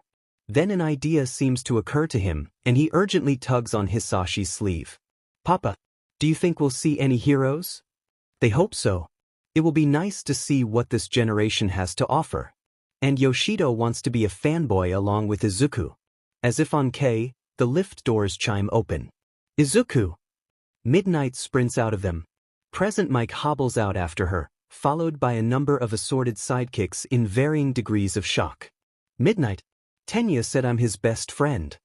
Wow, we are going to hear this a lot today, huh? Yes. I know. Everyone is so excited to meet you. That's a given, considering the 10 or so sidekicks milling about awkwardly. Now, Tensei's out on patrol, but Tenya is waiting for you in the equipment room. And I might happen to know someone is going to get to try on costumes. Both uncle and nephew gasp at the word. Papa, did you hear? Costumes. I heard. Doesn't looks like Nichan. It is safe to say that Izuku and First are having a great time. Isao's not sure how many sidekicks the kid met or how many times Tenya proudly introduces him to everyone. Turns out that the blonde one, Present Mike, is rather fun, especially when he teaches Izuku to dance. And when the armor kid came back, he let Izuku try on his helmet. They didn't know how that's exciting or fun, but if Izuku is happy, they are happy. The kid sniffs and wipes at his eyes. He is so happy he can feel his happy tears coming, and he doesn't really want everyone to see him crying, especially because Tenya has a little bit of trouble understanding the concept of happy tears. So Izuku goes and sits by the table. Then Armor Kid shows up. Hey, Izuku. Feeling a little tired? A little, and I'm very, very happy. That's good to hear. Then he glances over at Hisashi, who is chatting with one of the sidekicks. The smile slips from his face, he takes a really deep breath, and turns back to Izuku. Izuku, is everything all right at home? They wonder where that comes from. If there is a place in the world Izuku feels safe is at his home. Isao sees that the kid isn't quite sure why the armor kid is asking, but he nods. Are you sure? He leans in a bit and lowers his voice. 'Cause I'm a hero, after all, and if anything is wrong, it's okay to tell me. You won't get in any trouble, I promise. I dunno. I do miss Mama. Yeah, I know. But, your papa isn't mean to you? Oh, so that's why. What? Mini Armor Kid must have talked to his brother about the day Izuku cried, remember? Yeah, but the kid was an adorable friend and Izuku said he's a Deku to him. Shiro finally understand where Isao is going with this. Oh. No. No one's mean anymore. Anymore? Was someone mean before? Izuku hesitates, and Isao isn't sure how to feel. Katsuki was a brat, but Izuku still cares about him. But he is learning to care about himself just a little bit more. So he nods, and leans in to whisper in Tensei's ear. Kaken was mean. And he hurt me. And did Kaken call you a Deku? Yes. But Papa says I don't have to see him anymore. And Tenya's a good friend. Papa said so. And Kaken wasn't. And I'm going to be a hero. Yoshido beams and hug his nephew. Yes, you are. And when that happens, we're going to be your #1 fans. Dimon, right, we will. Izuku, your papa is right. And if anyone ever hurts you again, feel free to tell me. After all, I am a hero. And just between you and me, you're a pretty good hero too. Really? How? You know how All Might smiles when he helps people? Izuku nods. Well, he does that to make people feel better. Kind of like how when you're sad, Tenya hugs you. And I'm sure your papa misses your mum very much. Izuku nods again, although he doesn't quite know what that has to do with All Might. But when he sees you're happy or when you hug him, I think that makes him feel better. So in a way, you're your papa's hero. Izuku perks up. Tensei is a hero, so he knows what good heroes do, and he's also really clever. And maybe he's right. 'Cause when Izuku is sad and misses his mother, his father always finds a way to make him feel better. Izuku likes the idea of being his father's hero. Papa, something has happened. Izuku never interrupts Hisashi while the man is working. Yes, Izuku? Izuku hesitates in the doorway, sending Yoshido's protective instincts into overdrive. His brother stands up and approaches his son, his heart breaking when he hears a suspicious sniffle. Oh, Izuku. What's wrong? Hisashi waits patiently, but when Izuku just sniffles again, he picks his son up and moves them to his office chair. Izuku almost immediately curls up, his small fingers grasping at his father's shirt. Hisashi allows himself to savor the feeling as he starts humming one of Inko's favorite lullabies. Please don't be about Katsuki, please don't be about Katsuki. Papa? What if I'm quirkless? They groan in frustration. Izuku sounds so small, so broken, that they have to take a deep breath to try and stay calm. Then you're quirkless. But we don't know that yet. Some people don't get their quirk until they're older. It happens. Where did you hear that word anyway? Izuku's sniffles are enough of an answer, and Hisashi presses a quick kiss to those adorable green curls. They sit in relative silence for a while, Hisashi occasionally carting his fingers through Izuku's hair. Kaken said I was quirkless? And Kaken is so smart. Izuku, I don't care about your quirk. Never have, never will. Do you know why? Why? Because I love you. Because you're so smart and kind and polite, and every day I am so proud of you. You don't need a quirk. Nobody needs a quirk. If anyone ever tells you otherwise, then they're fools, and you need to inform me immediately. Kaken was very mean, and a very bad friend. Friends don't say nasty things to friends or make them cry. So if anyone ever does anything like that, tell a grown-up, understand? The others still get surprised of how good Hisashi can be as a father even after 4 years. They don't know Hisashi as he did. They don't know how caring and loving his brother can be. Izuku nods again. Now, does Tenya care whether you have a quirk? No. That's because Tenya is a good friend. Tenya cares that you are a very nice boy, and you want to help people, and you like playing with him.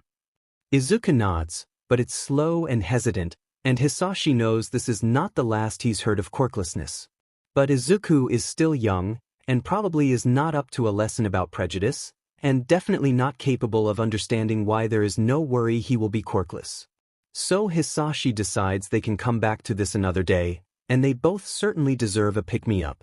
Now, I think we need a therapeutic helping of ice cream. Sound good? Izuku perks up and nods. Your brother needs to find another way to cheer him up, Yoshi. Yeah, at this rate Izuku is going to be diabetic before he reaches PBR. And how about we curl up on the couch and have a TV marathon? Even as faint as it is, Izuku's smile means everything. Later that week Izuku still ponders about his quirk, still wishing that it would show up already. He knows it would come when it was ready, but his nephew is the only child at daycare who doesn't have a quirk yet, so yes, he is anxious. Not only that, but quirks are fascinating.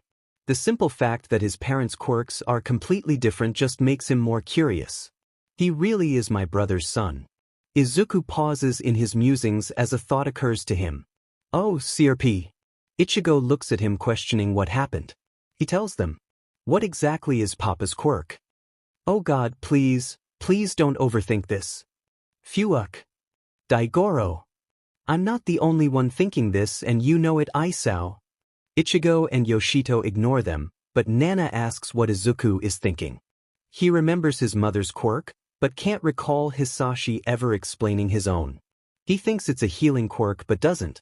He doesn't understand how it works. He stops talking. Takes a deep breath. I just have to figure out Papa's quirk. So, there is this thing called the scientific method, where you observe, hypothesize and test a theory. That's what his nephew is doing. He knows that Hisashi can heal scraped knees and burns. What he doesn't know and wants to find out is if it also works on other kinds of injuries. And the only way to find out is to make Hisashi use his quirk. It's really astonishing that a 4-year-old can come up with that logic. Yoshito just wishes it didn't involve him climbing the dinner table. Come on Izuku, you're smarter than this. Just get down from there. And he does. By jumping off the DMN thing. It is safe to say that they all scream and try to catch him, momentarily forgetting the fact that they can't touch him. The pain is so bad that Izuku almost faints. All thoughts of quirks forgotten, his nephew starts to sob. Little Lord. Gignatomakia takes in the sight of a hysterical toddler and makes possible the smartest decision in his life. Lord. Little Lord is dying. Hisashi appears in a matter of seconds, a panicked expression on his face, dressed only in black boxers, and if Izuku wasn't quite so scared, he would have wondered about the flicker of flame coming from his mouth. But Izuku is hurt and frightened, and so he reaches out for Papa, who immediately kneels and pulls Izuku close. Izuku, what's wrong? His leg, you idiotic brother. That and your stupid confusing quirk. After Izuku explains, Hisashi active the quirk in question. Itchy. That's just the healing quirk. Sure enough, as the itching increases, the pain vanishes. Izuku's interest is piqued, and he remembers why he went through with this dangerous plan. But the itching is already fading, and Izuku panics, because it's too soon. Izuku doesn't know how it works, and he doesn't want to have to do this again. If he could. Something snaps and the 7 of them feel it. It's the same feeling they have when Hisashi uses all for one to steal quirks. Oh God. Was that? Yes. Yoshito is frozen in place, staring at his family. To Izuku, the quirk isn't fading anymore. If anything, it feels stronger than before, a strange warmth but quite thrumming under his skin. Izuku pokes at it and marvels, so enraptured he doesn't notice the puzzled, almost comical expression on father's face. Izuku, what did you just do? Izuku stops pondering over the quirk, but it's still there, even though there's nothing left to heal, and Izuku suddenly understands. He can feel it so well because it's in him. Because somehow, without meaning to, he took it. Izuku bursts into tears.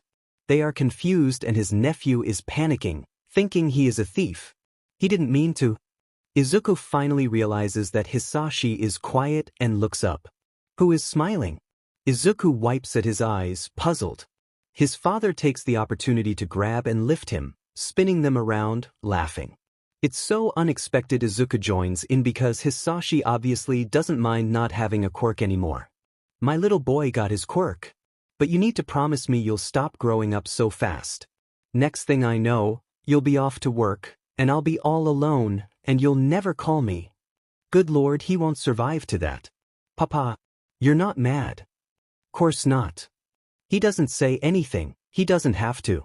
Because Izuku feels it. That quirk he took is just suddenly gone, and Hisashi winks.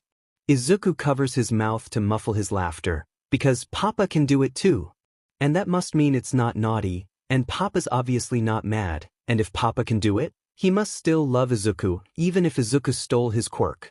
Maybe Papa accidentally stole someone's quirk when he was little, too. Kurogyri. We need a cake. We're celebrating. In the ensuing excitement, Izuku forgets all about the events leading up to his quirk manifesting. In fact, he only remembers once Papa is tucking him into bed. By the way, Izuku, how did you hurt your leg? Papa, how many quirks do you have? Hisashi slowly lowers his paper and almost wishes he hadn't. Izuku is staring at him, eyes wide and sparkling.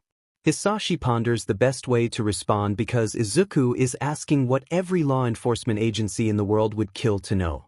Hell, even Yoshido doesn't know for sure. He stopped counting when the numbers reached the double digit.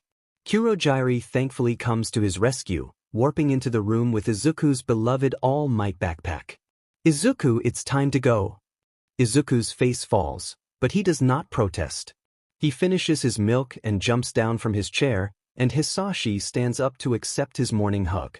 As Izuku follows Kurogyari out of the room to get his shoes, Hisashi can faintly hear him ask about the range of warp gate. He doesn't bother picking his paper back up. Instead, he frowns, pours himself another cup of coffee, and calls his secretary to let her know he won't be able to make it into the office. He was older than Izuku when he first discovered his quirk, but then he had hardly been expecting to develop any sort of meta ability. It took years of trial and error to find all the drawbacks and limitations, and many more to master it fully. And of course, those years brought with them pain, both mental and physical, pain that all of them would dearly love to spare Izuku. Really, the present situation is the worst-case scenario. No matter how well-behaved he may be, Izuku is still a child.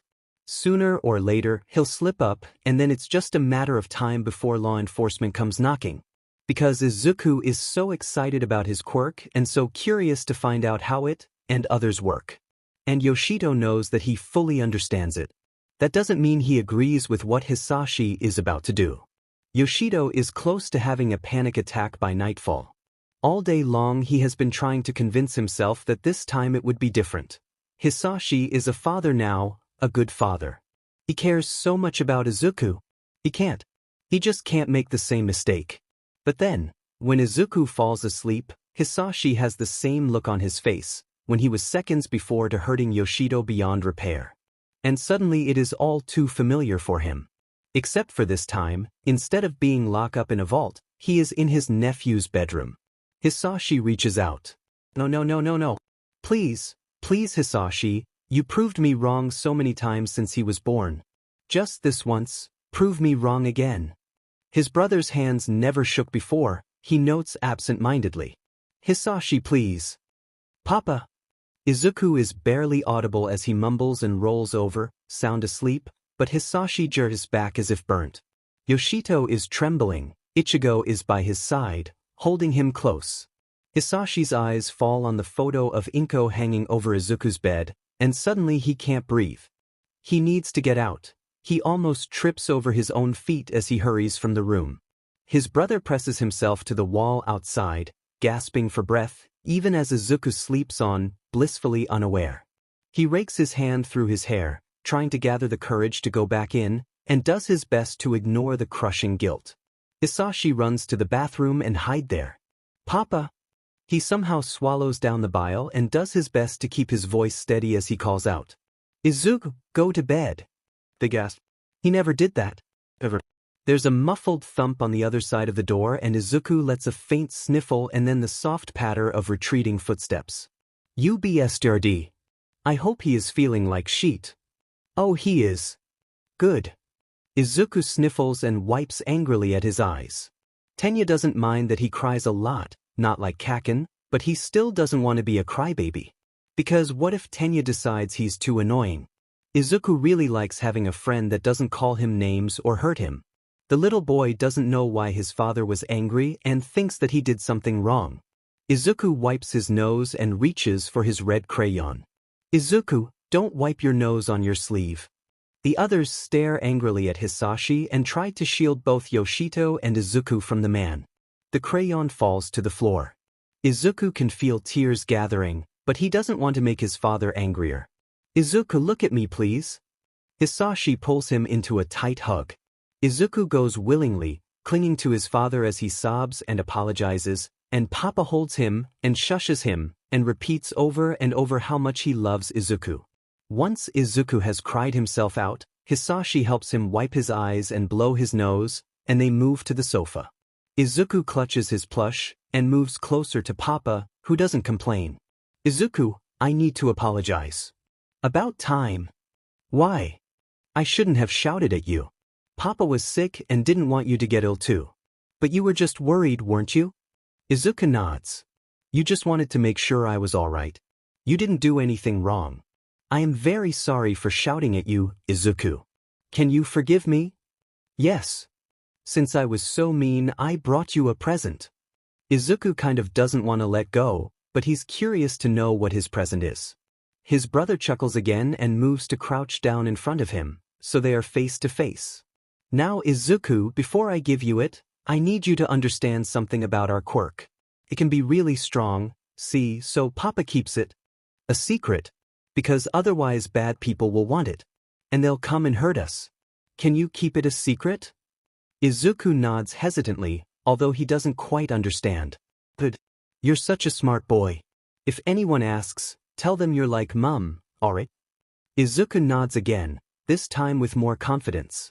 Now, quirks are fascinating, aren't they? Yeah. I want to know all about them. Then I can be the best hero. You are definitely my son. Hisashi hands him his gift, and Izuku gasps. It's a really pretty notebook, with a fancy black cover, and a clasp, and gold letters that Izuku recognizes from the label on his coat. I thought you could write your notes about quirks in this. Izuku is about to take it, but then he realizes something and looks down guiltily. He can't write yet. When Izuku points that out, Hisashi laughs. Of course. Since this is all my fault, I'll just have to write the notes for you. Then, when you can write them yourself, you can take over. We'll have to set aside time every day for the note-taking. Izuku almost knocks his father over as he launches himself at him, and Yoshido smiles. The idea of learning about quirks is awesome, especially if he has a pretty notebook for observations. But the idea of father and son spending time every day helping him with his notes is even better. Isao thinks that the biggest challenge of civilian life, at least for Yoshido's brother, might be resisting the temptation to murder random people who annoy him. Maybe it got easier over the years, especially because of Izuku's hugs and smiles. It was a simple day so far. Hisashi-san went to his office and just got out of the elevator. But then Shiro notices someone. Someone very little and very familiar. And no, it wasn't Tenya. Is he collecting kids? That depends. Does that mean Izuku is a big brother now? Yoshito. Mr. The youngest Todoroki beams up at Hisashi, recognizable despite his now black hair, and Hisashi can only stand there. What is it?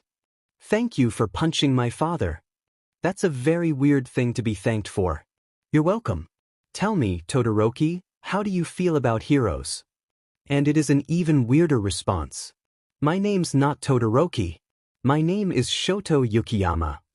Well, at least the former Mrs. Todoroki was smart enough to change her name. Wonderful. The 7 of them are very relieved to find Izuku and Gigantomachia are only drawing. Papa. Who's that? Izuku, this is Shoto. I'm going to go find his mum, so play nicely for now, alright? Okay. Izuku immediately turns his green eyes on Shoto. The other boy is hesitant at first, but Izuku, and soon manages to coax him forwards. Isao only hopes that they get along. Oh, who is he kidding? This is Izuku they are talking about, come on. The public relations department is in a state of what could be best described as organized chaos. Yukiyama-san is at least easy to locate. She has a rather bad hair dye job. She's sitting next to her supervisor and she looks like she's on the verge of a panic attack, and honestly, whenever Isao had to fill up paperwork, he felt the same. Yukiyama? He almost expects her to keel over as the color drains from her face. I believe I have something of yours. Good God, man, don't sound like the Yakuza. Oh, the Yakuza wishes they were as good as him. What the actual F, Hashizu? Sorry. I'm so sorry. It's fine. I am so sorry. I swear, I never brought him in before. My babysitter canceled, and I didn't know what to do. But it's fine. I have no intention of firing you. I'd just like you to retrieve Shoto before he burns down my office. Oh no, he didn't. Nana is especially offended by that. It is one of the wonders of motherhood. They support each other. I'll have you know Shoto is very well behaved. And so is Miss Yukiyama, of course. It's not Shoto I'm worried about. It made sense. If Izuku is presented with an interesting quirk and there's no stopping him. And both them and Hisashi know full well who Izuku takes after. It's strange how pride can mix so well with terror. And if he found out that Shudo-kun had the ability to control both ice and fire? Yeah, it wouldn't be good. Thankfully, nothing is on fire when Hisashi opens the door. Izuku is practically vibrating with excitement, bombarding Shoto with questions which the other boy doesn't even seem to be trying to answer. Gigantomachia is watching them with a beaming smile, seemingly unaware of the large patch of ice covering the floor. Shoto! Izuku's smile seems to dim as he watches the mother and son, and it cuts Hisashi to the core. But then he perks up and rushes over to his father. Papa, guess what? Shoto wants to be a hero too. And his quirk's so cool. And he loves All Might too. Wonderful. Another one for the peanut gallery. And Shoto's never had cake before. Dude. What kind of childhood? Yoshito is shocked, and once again, references something they don't understand. She doesn't look like a Karen, what the hell? Yoshito, that's not her name? It's the annoying woman who always wants to speak with your manager. Keep up, Shiro. Then, very subtly, Izuku tries to manipulate his father, asking if Shudo-kun can come to his birthday party. Intentional or not, such blatant manipulation needs to be encouraged. They have years to work on refining techniques. Izuku is smart enough that a few lessons on human psychology should go a long way. What say you, Yukiyama? Izuku's birthday is next week, and apparently he'd like Shoto to attend. May I, Mama? Oh, he's so polite. Yes, quite endearing. Please. It'll be fun. And you don't even have to bring me a present. But it's your birthday. Yeah, but do you want to be friends? Precious. Absolutely precious.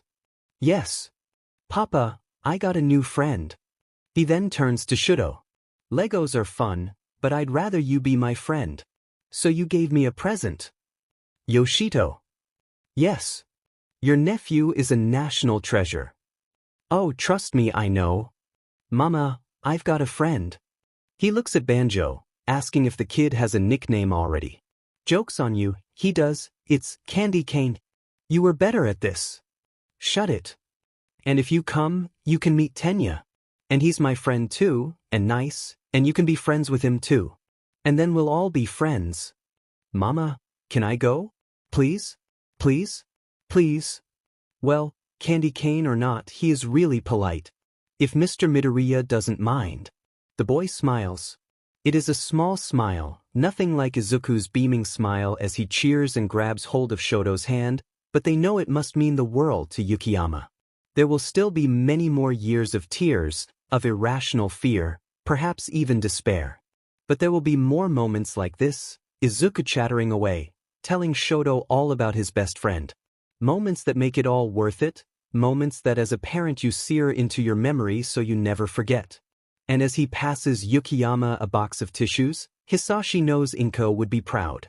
Hashizu isn't entirely sure how an aquarium can be a fun place for a birthday party. All you can do is staring at fish all day. Right? Izuku, hold on to my hand. We need to wait here for your friends, and then a very special one. A person will meet us to tell us all about the fish. He and Banjo are not convinced how fun it can be, but soon Izuku spots Shoto. And waves him over. Happy birthday. Tenya'll be here soon. Tenya's my best friend. He has an awesome quirk, and he's gonna be a hero too. We could all be heroes together. Then Izuku started to mutter about how the idea sounded so wonderful that he can't wait till Tenya, and how they'll start thinking about hero names and moves, and he still needs to figure out how Shoto's quirk works, and he needs to stop doing that. It'll give away all of his plans when he becomes a hero. I still think he needs to come up with a sort of code to write on his notebooks. Hisashi had laughed when he'd first found out about his son's habit and then said he used to do the same when he was small, so Izuku doesn't feel embarrassed about muttering anymore. After that, the older man was trying to tone down his sad habit. At first, they thought the man was lying to make his son feel better, but Yoshito confirmed it. He also told them a little secret, the reason why Izuku wears red sneakers so much. We also wore them all the time. Izuku returns to searching the entrance room and cheers as he spots Tensei. He grabs Shoto's hand and pulls him, and because he's a good boy, Hisashi over to the Ida brothers. Hisashi goes willingly, barely controlling his snickering. Happy birthday, Izuku. Hi Tenya, hi Tensei. This is Shoto. He wants to be a hero too. And he's never had cake. I still can't believe that. You and me both. Tenya gasps, suitably horrified, and Tensei lets out an undignified snort at the expression on the boys' faces. Said snorting only gets worse when two pairs of large eyes turn on him, outraged. Hisashi is so grateful for all those showdowns against one-for-all users. They did wonders for his poker face. I'm Tenya, and this is my brother, Tensei. He's a hero. With a license. Shoto looks suitably impressed, glancing up at the young man who grins and waves, and Izuku beams. Tickets have been paid for, so how about we go find out guide? I think you'll really like him, Izuku. Hashizu still isn't sure about that, but they follow them through the turnstiles and into the lift. Tenya is excitedly telling Shoto about Ingenium whilst Tensei pretends not to hear, Shoto glancing up at the young hero with increasing admiration. As soon as the lift doors open, Izuku and Banjo gasps. Hardcore guy. Banjo please, do you have to nickname everyone? It's Gang Orca. Oh that guy. Yeah, I see what you mean. Autograph and squared 43, coming right up. Do you guys think he has trouble breathing? Well, technically orcas are mammals, not fish. Also, he's a man. Orcas still needs to breathe underwater. Guys, it's simple, all he has to do is drink a lot of water. He smiles. Izuku's habit is definitely rubbing on them. The hero is hovering awkwardly by the first tank, dressed in civilian clothes with a name tag pinned to his shirt. Most of the patrons are giving him a wide berth. Izuku immediately makes to run over to him. He stops halfway, runs back, and grabs Shoto's hand. Hisashi furiously starts taking photos. Oh, how fast he succumbs to the old habits. Hi, Mr. Gang Orcas. I'm Izuku. This is my best friend Tenya, and my new friend, Shoto. We're going to be heroes. We're the 11 o'clock tour. Oh yes. Now, have any of you boys visited before? Maybe is it just me, but do you guys remember his hero costume? Yeah. And his tie looks like a tongue. Thank you, Shiro. Now I can never unseen that. They went to numerous locations on the aquarium. They saw dolphins, sharks, octopus. The kids got to feed some seals, even pet some of them. They saw every single type of fish, and for some reason first keep singing the words, just keep swimming, over and over again. It's from a movie. Does that movie take place in an aquarium? The sequel does. But I like the first better. Anyway, at one point, right after the seals, they went to the penguins. Shoto tried to help to freeze the penguin enclosure because their cooling machine thing wasn't working. Apparently the kid liked those little guys so much that he promptly declared that when he becomes a hero, he'll be the ice hero, Penguin. Well, there you go. That's his nickname. Daigoro stares at him and said it didn't count, because it's a future hero name, so they should treat like it. Fair enough. So yeah, it turns out that visiting an aquarium can be fun after all. Especially with Hardcore Guy as your guide. Of course, the kids are excited about other reasons. Tenya's fascinated because he learns tons of stuff. Izuku is happy to be with his friends, and Shoto. Well, if they had to guess, today was probably the first time hanging out with kids his age. It's educational. If I don't become a hero, I'll be a rheologist. That's not a real title, Tenya. It will be when I grow up. Izuku smiles from where he's watching the two. Tenya really liked the manta rays, and Hashizu can kind of understand why they are living carpets of the sea. Izuku had a hard time deciding on a favorite because the sea has a lot of awesome animals. Finally, he settled on jellyfishes, 'cause they're really pretty, although he made sure to tell Gang Orca just how hard it was to decide between them and Orcus. Shoto has already left, proudly carrying his brand new penguin plush.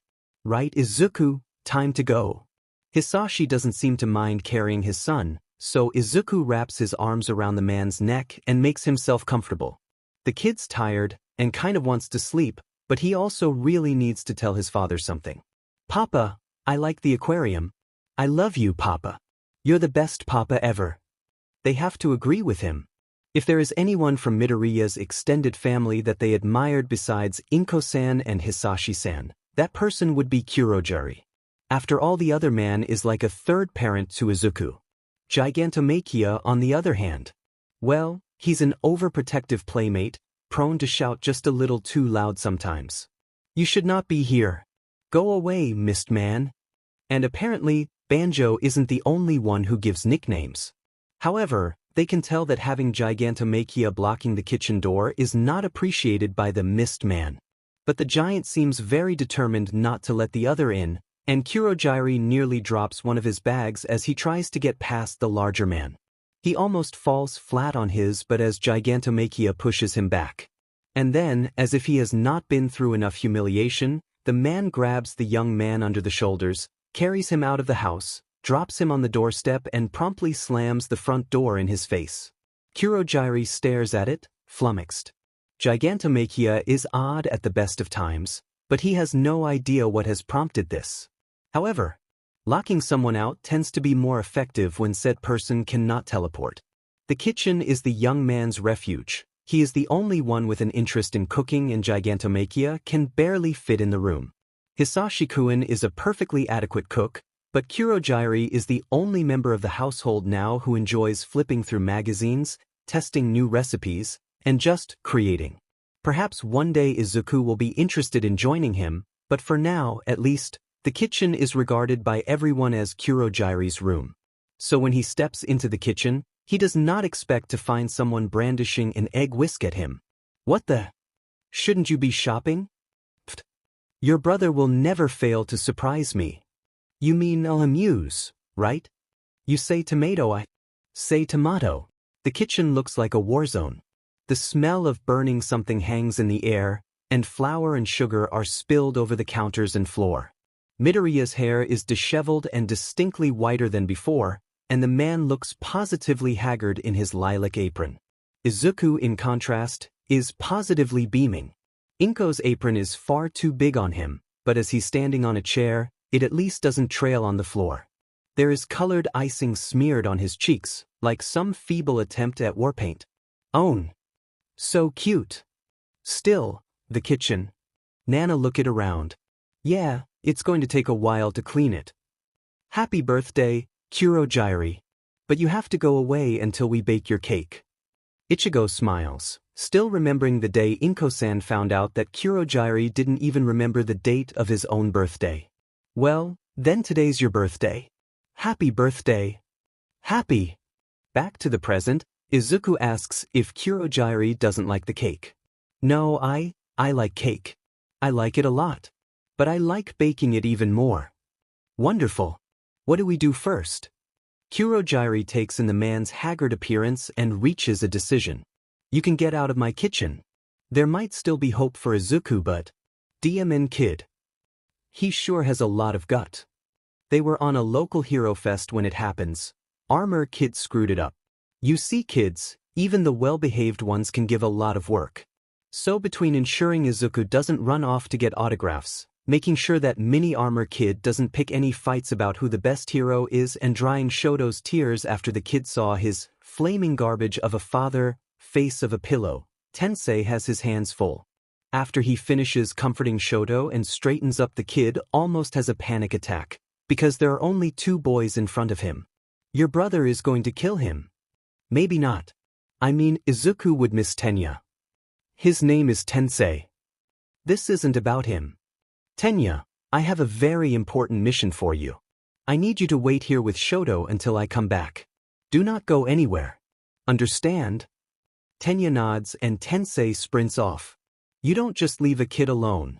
That's babysitting 101? Tenya is well behaved. He's still a kid. The young man is scanning the crowds, trying to figure out a plan of action, and not panic when he hears the most appealing sound in the world. Tensei, look. It's the wild, wild pussycats. Oh, there you go. Hey, I remember them. Yeah, didn't Izuku write about them? Hero analysis for the future N²1, page 12. I got autographs. How many does he have by now? 47. Izuku stops and asks, where are Tenya and Shoto? Waiting for us. Do you guys want to come to say hi? Considering the fact that those specific heroes are working right now, it's really unprofessional to ask them to ditch their job just to see some kids. Sorry. We're already late for a photo shoot. See? They are busy after all. But maybe we could get together sometime? You know, catch up, exchange tips, maybe set up a collaboration? Yes. Oh. He agreed to that too fast. Ichigo looks to the left. Guys? Yes. Why is Nana looking like the Cheshire Cat? They figure out the reason for Nana's creepy smile a few days later. Apparently, Armor Kid has a crush and is in desperate need of a wingman. So desperate that he would ask Hisashi of all people, which is hilarious. Hell, Yoshido and Ichigo are still laughing their butts off, and to quote Hisashi's brother, he'll help Armor Kid when pigs fly, and so far, there's not a quirk for that. Why would you ask me to be your wingman? All my friends are idiots. And you're not much older than me, so... I'm over 40 years old. At least he's not lying? Seriously? Well, you could still come. I am not going on any dates with you. Mandalay's pretty nice. No. Both second and first have tears in their eyes from laughter, so you know it's good. Can I take Izuku? He's not a dog. Wait, young people are using dogs for those things nowadays? If you have a cute dog, who wouldn't want to pet it? Back in my days people didn't do that. Bullshit. People have been using dogs as wingmen since dogs stopped to be called wolves. Izuku is too young to be anyone's wingman. Besides, I hear you lost him at Hero Fest. Ichigo and Yoshito are howling in joy right now. In the end, Kurogiri takes one for the team. And something must have happened because he came back a few minutes later. They found out the next day, and oh boy, isn't it hilarious? You ran into a glass door. He could be a little more sympathetic with Armor Kid. Or at least wipe the DMN smirk off his face. Finished. Thanks, Izuku. Midoriya, would you like to sign my cast? It is always incredible how verbose Midoriya can be with his facial expressions. One of the young women from the Hero Fest comes in, asking about Armor Kid. Well, Izuku should be getting home. It was a pleasure to meet you, miss. Pixie Bob. Come on, Izuku. Bye, Pixie Bob. Bye Tensei, bye Tenya. So, turns out that Pixie Bob also had a crush on Armor Kid, and really, everything about that sounded like one of those soap operas Isao liked. The bad kind of soap opera. And after the whole debacle, Kurogiri still had to take one for the team. You want me to what? I need you to go on a date for me. It's still weird to hear a second time around. Why me? 'Cause Yamada's insane, Aizawa hung up on me, and Midoriya is terrifying. You're the only person I could think of. And Mandalay is really nice, and she apparently likes older men. That doesn't help your case, kid. At all. No one will help you after you call them old to their face. Why do you think I want to go on a date? Please. I promised Ryuko I'd find Mandalay a date. He tries to use the puppy eyes. Completely ineffective. Oh please, Izuku's puppy eyes are way better than this. You don't stand a chance, Armor Kid. I only get 4 days off a month. Why would I spend that time on a date with someone I never met before? I'll foot the bill. You can pick where you go. Anywhere in Tokyo. I'll pull some strings and make sure you get a reservation. Anywhere. Now, that's promising. He agreed after that. Then hey, it's just one date and he is getting a free meal, maybe even have a chance of having a good time, a nice conversation. What can go wrong? Apparently, lots of things can go wrong, and while they don't know what happened, it must have been bad, because after a few hours the young man is just lying on the couch. That bad, huh? Kurogiri doesn't even answer his employer, he just groans into the cushion. Dimin, it was bad. At least you got some sushi out of this. Wow, Hisashi is not good at this. That or he isn't even trying. Oh look, you got a text. If it's Ida, please tell him to F off. Demon boy. No, it's not from Ida. What? They all hover around Kurogiri and read his text, forget privacy.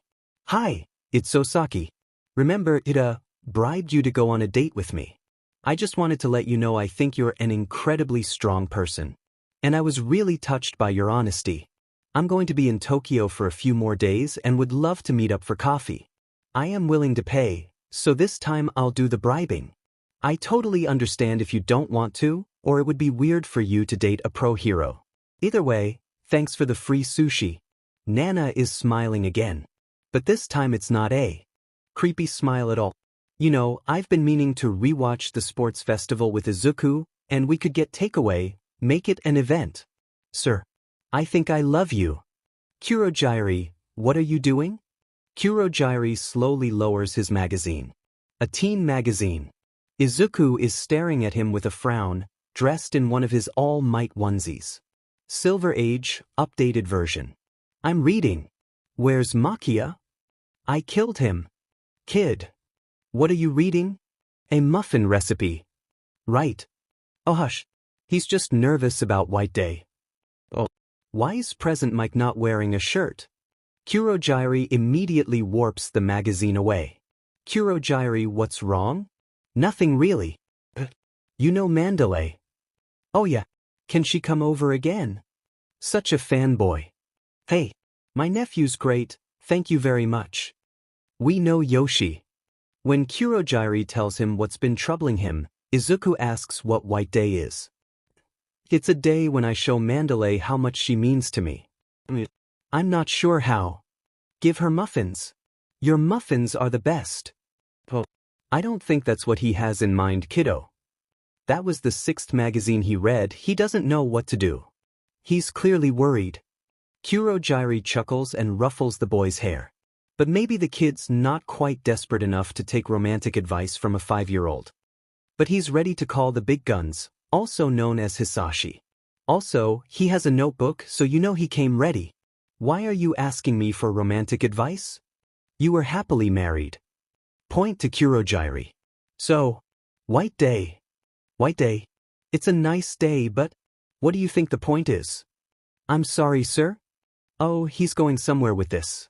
What's the point of White Day? To show her I appreciate her? And why can't you do that on any other day? Point to Hisashi. Kurogiri frowns as he tries to figure that out, and Midoriya chuckles. White Day is a day to do something special, but if you want a successful relationship, it's a partnership. Be supportive. Be thoughtful.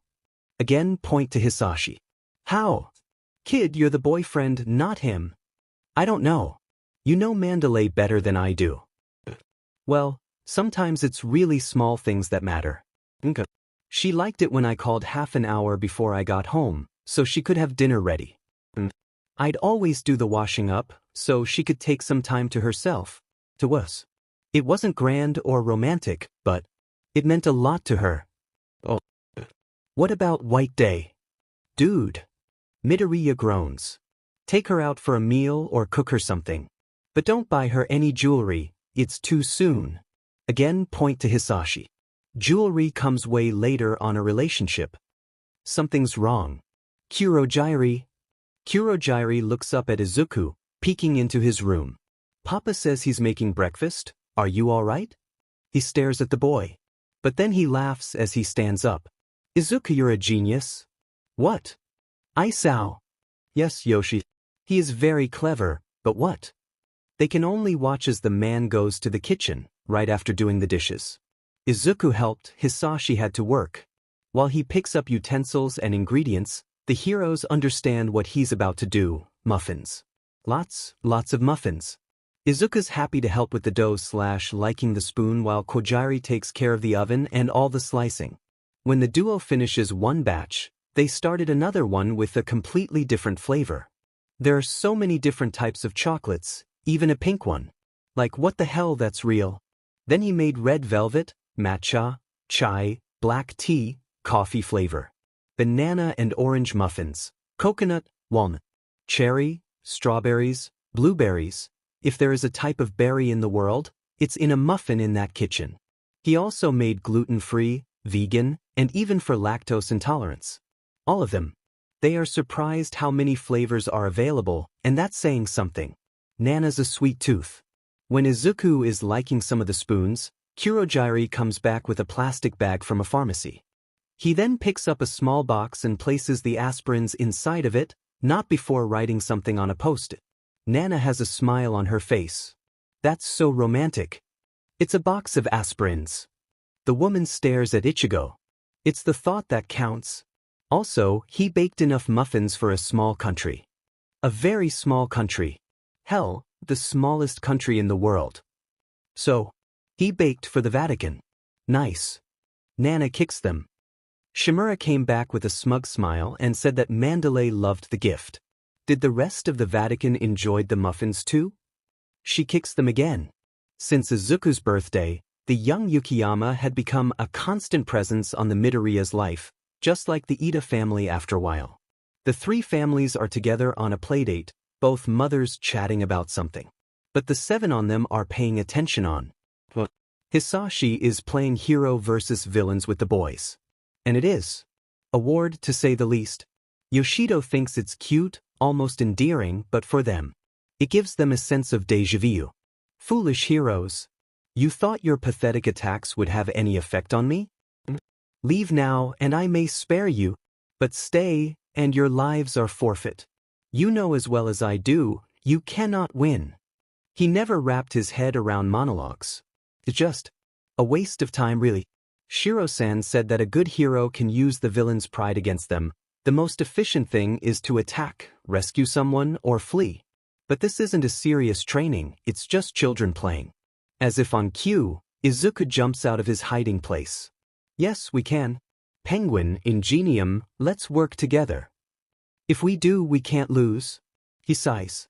No competent hero would be stupid enough to even attempt to monologue during a showdown with a powerful villain.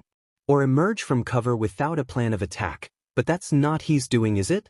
No, he and Tenya are distracting the villain, so Shudo could get into position behind him. Of course, Hisashi knew where the third child was, but still, a decent strategy that would work on a lesser opponent. Hisashi draws himself up to his full height and laughs his most unsettling, sinister laugh. Tenya shudders, but Izuku is unbothered. They regularly play heroes at home, after all, and it was fairly quickly established that Hisashi makes for a great villain. Penguin. Freeze his legs. He does. For real. Oh honey, no. Maybe he's new at this. The layer of ice that covers Hisashi's shoes is thin enough that he could easily break it with force alone, but that wouldn't be very fun. So instead, Hisashi gasps and flails dramatically. Alright, Ingenium, now's our chance. Let's go! The two boys charge at the man and latch onto his legs, giggling, and Hisashi lets out a howl. No. How can this be? The mighty Alt-41 defeated. You have discovered my weakness. What kind of name is that? It a very bad joke really. You think he would be creative. Guys, give up. Nichan has a thing for puns. Bad puns, right? Izuku's face is lit up by the brightest smile possible as he lets go and pulls Tenya away, and Hisashi can't help but smile himself as he dramatically collapses to the ice-covered ground. Mr. Midoriya, are you alright? Izuku's new friend is just as precious as Ida. No. I'm dead. Don't be rude. Yukiyama-san sees what her son has done to Ida Garden and apologizes. It's fine. I've been trying to get Takeshi to do something about the garden. And besides, accidents happen, especially when you're having fun. She's lying. She is being polite, there's a difference. I told you that the armor kids got it from someone. Hisashi is uncomfortably reminded of how new the boy is to playing with his peers. Izuku seems to pick up on it too because he hurries over to his friend, excited. That was so awesome. You'll be such an amazing hero. That's a practical way to immobilize. Look at Mini Armor Kid, being smart. Immobilize an opponent. Come on, let's have some juice. That was some pretty impressive teamwork, you lot. Thanks, Papa. You were pretty impressive yourself. I swear, You sounded so much like an actual villain, I got chills. Hisashi laughs awkwardly. Well, I get a lot of practice. Izuku loves playing heroes. You can say that again. Papa's a great villain. Kid, you don't know the half of it. Yeah, you don't get the nickname Demon King for nothing. Where did you come up with that name? Alt 14. Alt 41. He's an evil robot, and he wants to take over the world. But his big weakness are hugs, so if you hug him, his battery drains. Like a phone. But he's glad that wasn't the case. It would be too awkward and embarrassing for everyone involved. No respective villain is defeated by hugs. If he could, said villain would be the laughingstock of crime. The boys quickly finish their juice and run off, jumping over the patch of ice. Rei and Ida exchange glances and Hisashi suspects there's a conspiracy in the works. Midoriya, when did you last take a day off? Today is my day off. I had last weekend off too. No, I mean completely off. A day off from everything, Izuku included. I don't need time off from that. Oh. The two women exchange looks as if he's the strange one. Which right now he is. What do you do for fun? And playing heroes don't count. Quirk analysis? No, Midoriya, that's your job. What do you do for fun? Yukiyama-san, my brother is terrible at that. And Ichigo knows it too. He really SCKS it. The last time he tried to do that he collected stamps. Before that it was coins. Shut up. Really? I have a lot of stories of him being a dork. Quirk analysis. Like now. Oh no, way worse. Spill. The tea. The women exchange horrified glances. Midoriya, I think you should take a few hours off. I have to watch Izuku. Izuku can come over to our place. He'll be safe for a few hours. And if it'll make you feel better, Kurogiri can come too, and hang out in the kitchen in case of the apocalypse. I can't wait to Mini Armor Kid to have this sense of humor. That's not humor, that's sass. Even better. Hisashi is about to protest, but then Rei plays the trump card. Inko wouldn't want you to neglect yourself. Low blow. Well, she isn't wrong, is she? Izuku is adorable, but it can't be healthy to just live your life around him. Who knew that they would ever be concerned about their murderer's well-being? At home, Hisashi's bored enough he ends up sprawled on the sofa, remote in hand. Unfortunately, the first thing on the screen is Endeavor's face. Fortunately, the remote narrowly misses the TV and just makes a hole in the wall. The interviewer is just asking the BSRD about his family's disappearance. Hisashi cackles. Somewhere in Okinawa, All Might shudders. Of FING course. Well, I think that guy deserves it. We still don't know what he did, guys. Dude, his own kid thanks Hisashi for punching his father. His wife was afraid of him. Domestic and child abuse, at best. That's illegal. So is tax evasion, but that never stops people. Gigantomachia loves protecting his little lord. It's safe to say the man would die to defend Izuku. Which can be good, but, well, sometimes the man took that job just a little too seriously. That's why the man is whispering to Hisashi like he is telling a big and dangerous secret. Santa's coming. He will come down the chimney with his big sack, and he knows when little Lord is sleeping and… Gigantomachia, I know who Santa is. Okay, but why? We are talking about an imaginary old man that can tell how well you behave during the year, who just happened to carry a big old sack around. For all we know, Machia probably thinks the guy's a threat. So what, he wants to kill it? Maybe. Oh come on Isao. We are talking about someone who nearly wrecks Izuku's bedroom looking for monsters under his bed. Also, if Kurogiri hadn't interfered, Maki would kill the blonde cockatoo on the beach. Okay, fine. Before the man can explain any further, Izuku comes home. Izuku, Gigantomachia has never heard of Santa before. So I thought you could tell him all about Santa. Izuku gasps at that, then asks who exactly brought Gigantomachia presents if he never heard of Santa before. After Hisashi explains why the bodyguard can't remember something so important, Izuku starts to explain it. Well, Santa is really awesome. 'Cause he brings presents at Christmas. And he comes down the chimney to leave them when you're not looking.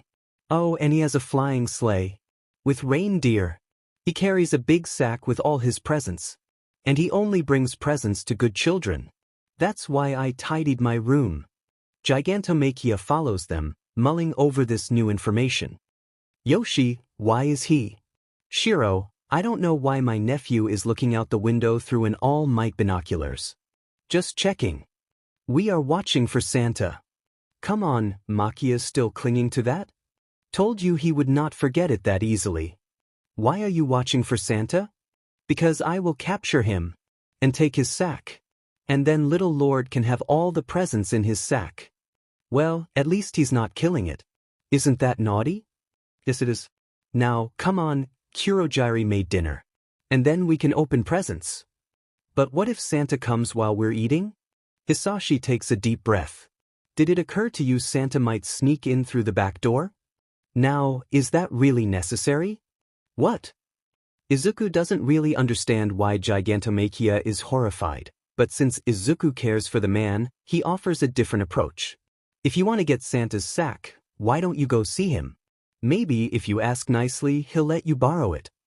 Yoshido sighs. Izuku, you are such a sweetheart, but why? Go see him? Where do I see Santa? Oh, Santa lives at the North Pole. With his elves. They make all the presents, see? The North Pole? I will go there. That man is going to freeze up there. Maybe Hisashi will convince him not to go. I hope so. There's a crash from the front door. Oh well. Izuku. We have a new rule from now on, never tell Makia where Santa lives. They are in a store when Hisashi spots Yukiyama. And Endeavor. The trash man hasn't noticed the woman yet, but Midoriya doesn't waste time. He steps in front of her, perfectly hiding her from her ex-husband. Aiko. I had no idea you were here today. I'm Hisashi, remember? Inko's husband? Rei plays along.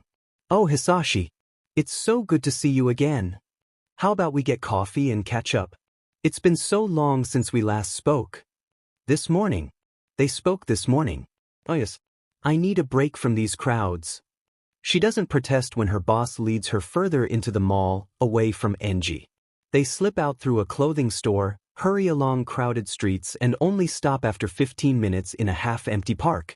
Midoriya heads off to get them some coffee and Rei tries to stop her hands from shaking as she waits on a bench.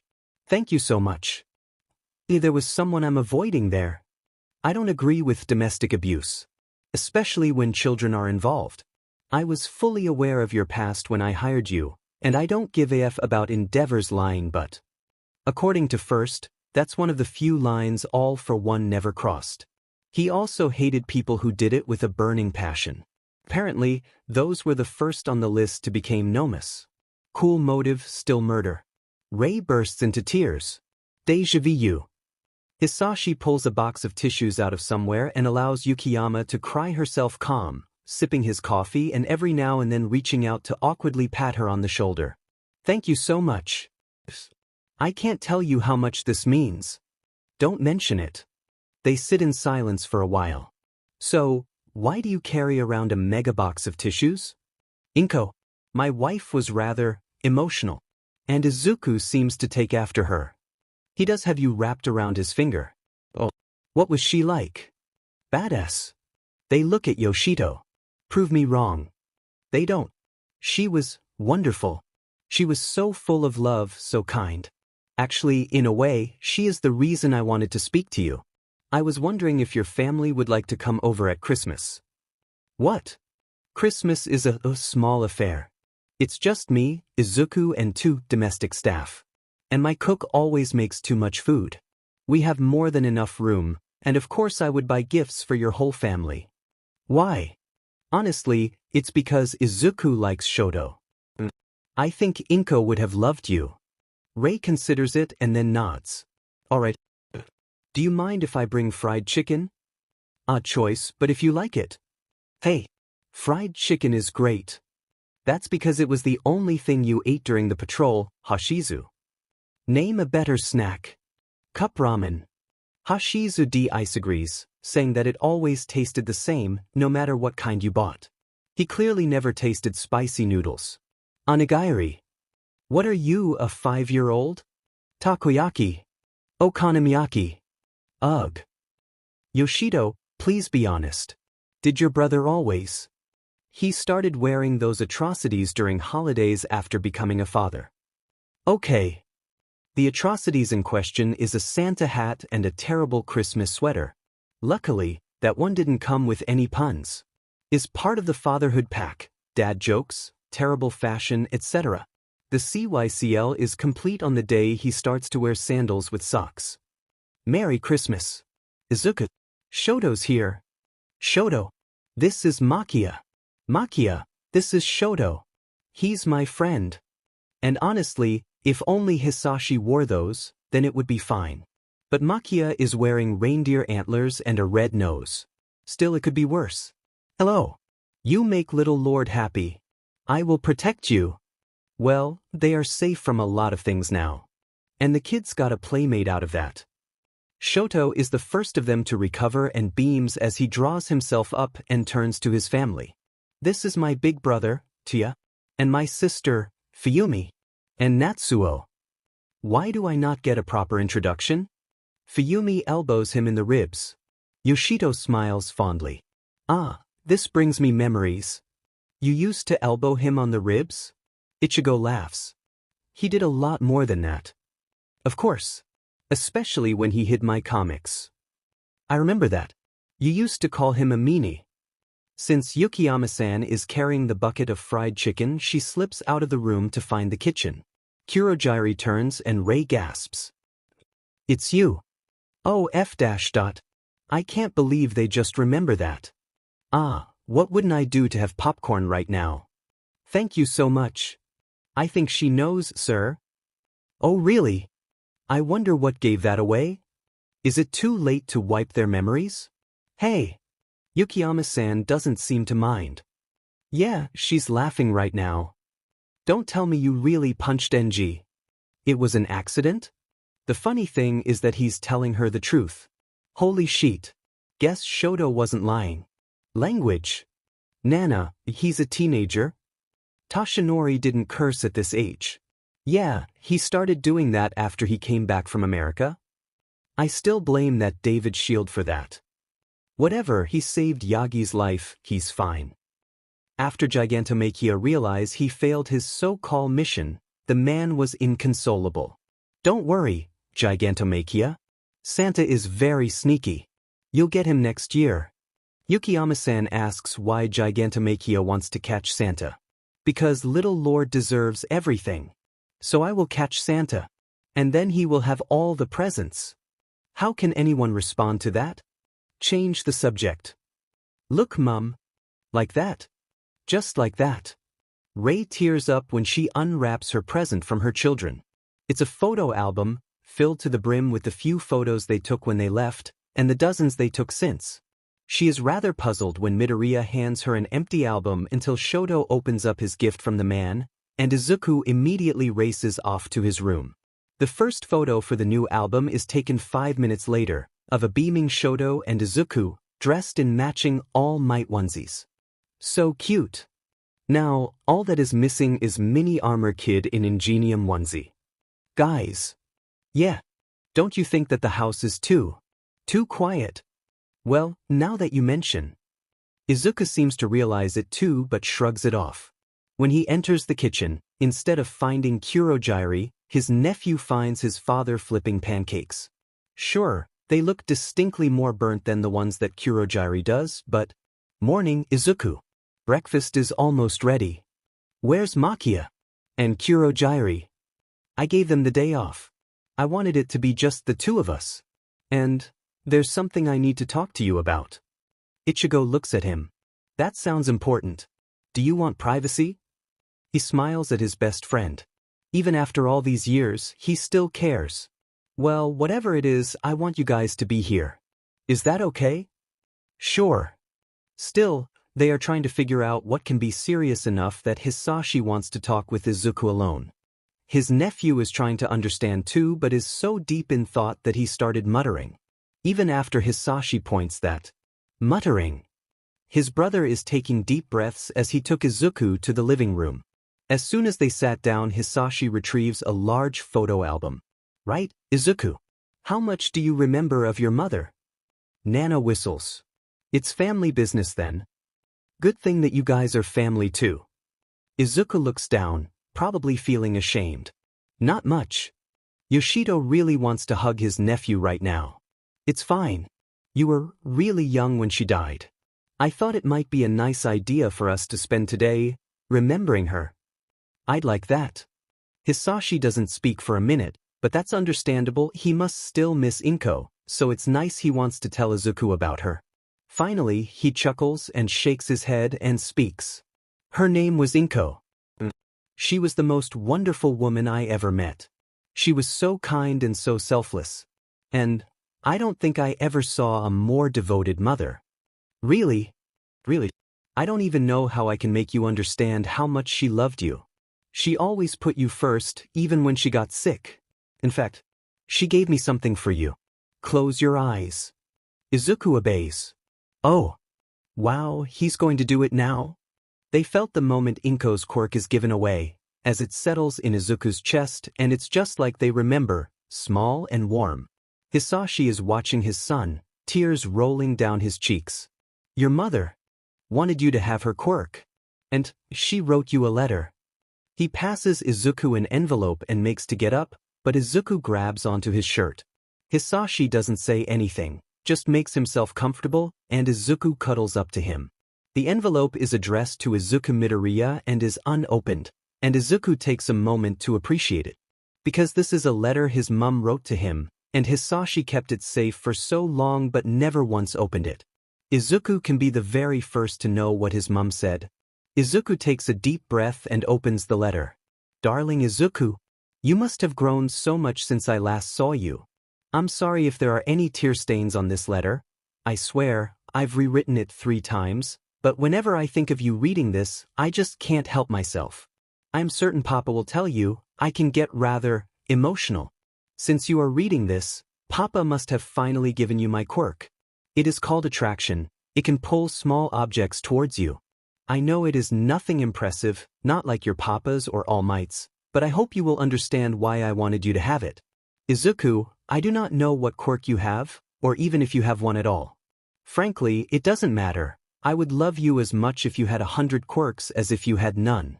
But I have had my quirk since I was a child. It is as much a part of me as my smile or my love for you. I have carried it next to my heart, and I hope now you will carry it too. When I asked your Papa to take it, I wanted it to be proof that I love you. I always have and always will.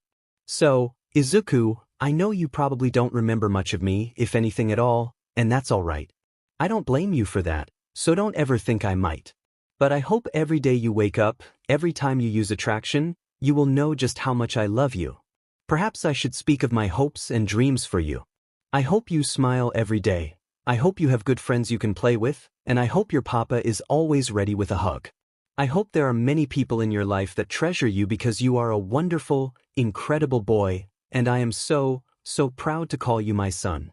The only thing I regret is that I will not have the opportunity to meet the person you will become. But I need you to know that I would never give you up for anything. I understand why people say a mother would die for her child. I would never trade you, not if I could live to 100. Being your mother was the greatest joy and privilege of my life, so thank you so much for being born.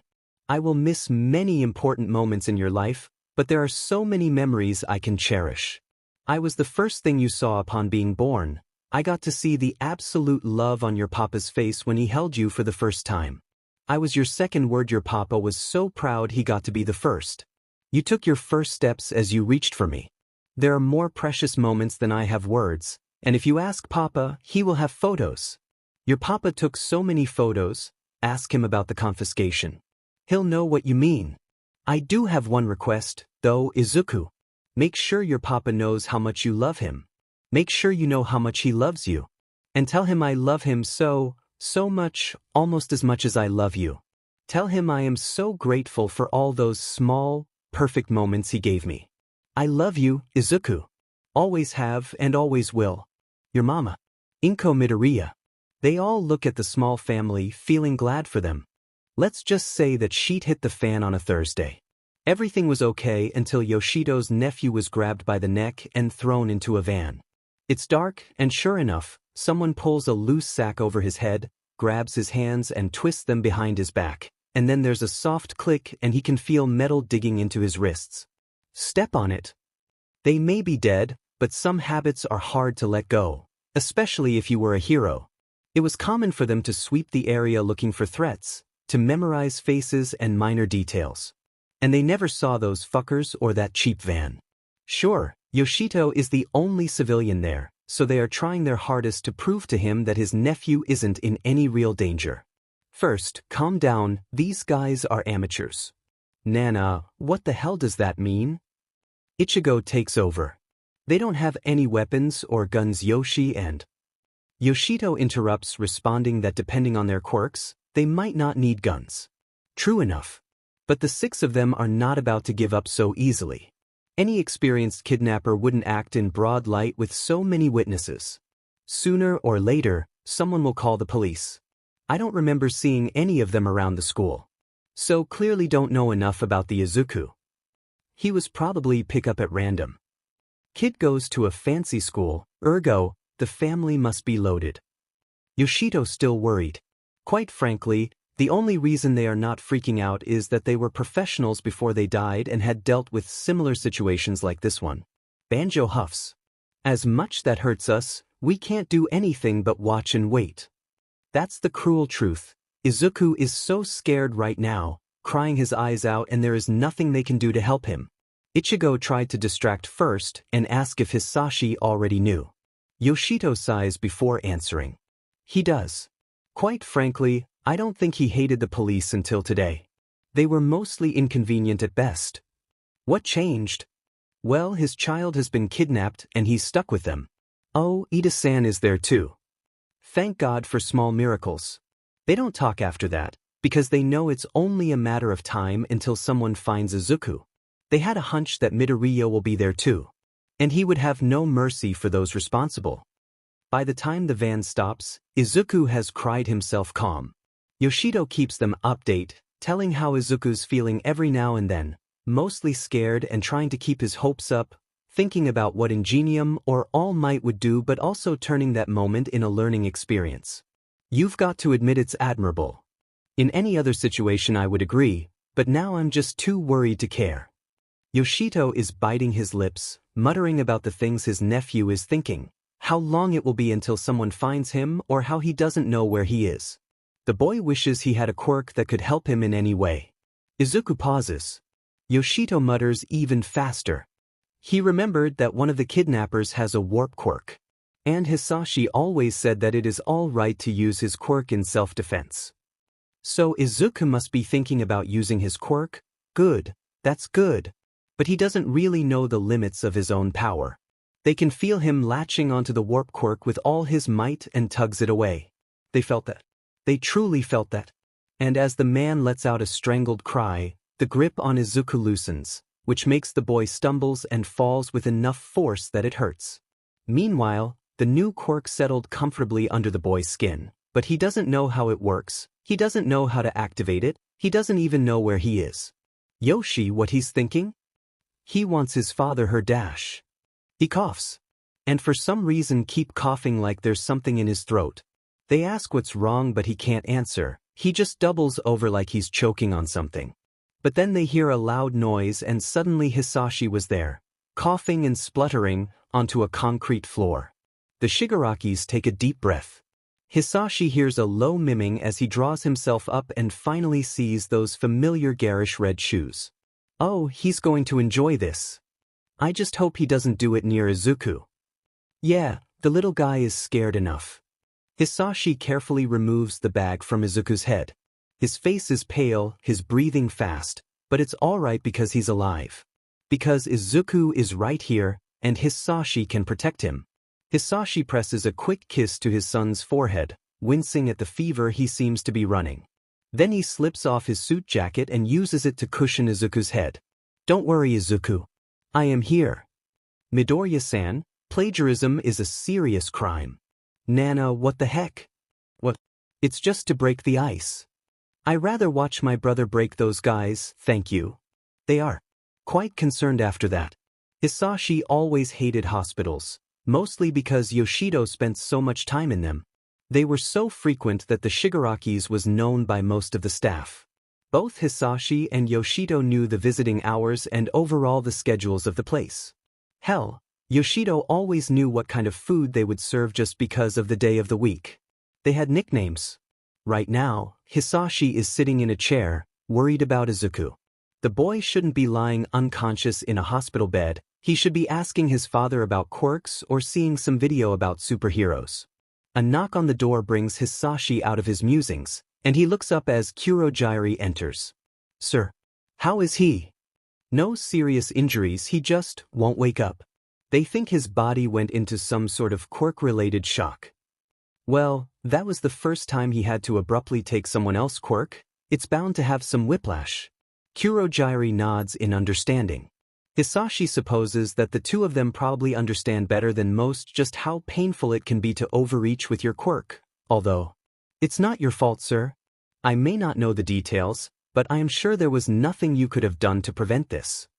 You don't know that. I should have. Should-haves won't make a difference now. Izuku will need you to be strong to recover from this. If you want to blame yourself, do it after he's safely tucked up in his own bed. Well said. You really should know your place, Kurojiri. Oh, I do, sir. It's by your shoulder, making sure you know what Inko would say. He's right, you know. I love this kid. Once there is sufficient space, Kurojiri opens a warp gate. The first thing is Gigantomachia's head. Is little Lord all right? He will be. I need you to stay and protect the house, in case it's attacked. Understand, Gigantomachia? Yes, Lord. If anything happens, I'll protect him. Gigantomachia perks up at that and vanishes back through the warp gate. Then his arm emerges, bearing a large doll. Kurojiri accepts it and promptly begins unpacking.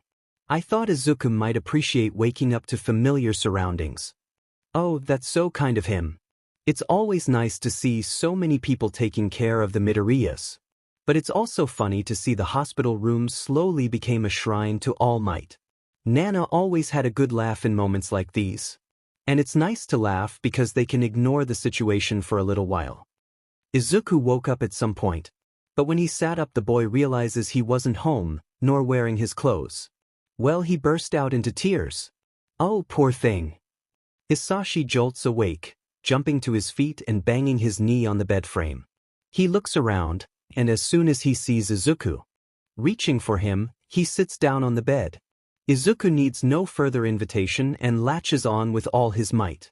They are not sure how long Izuku cries, but his father doesn't protest. He just holds Izuku close and whispers how much he loves him.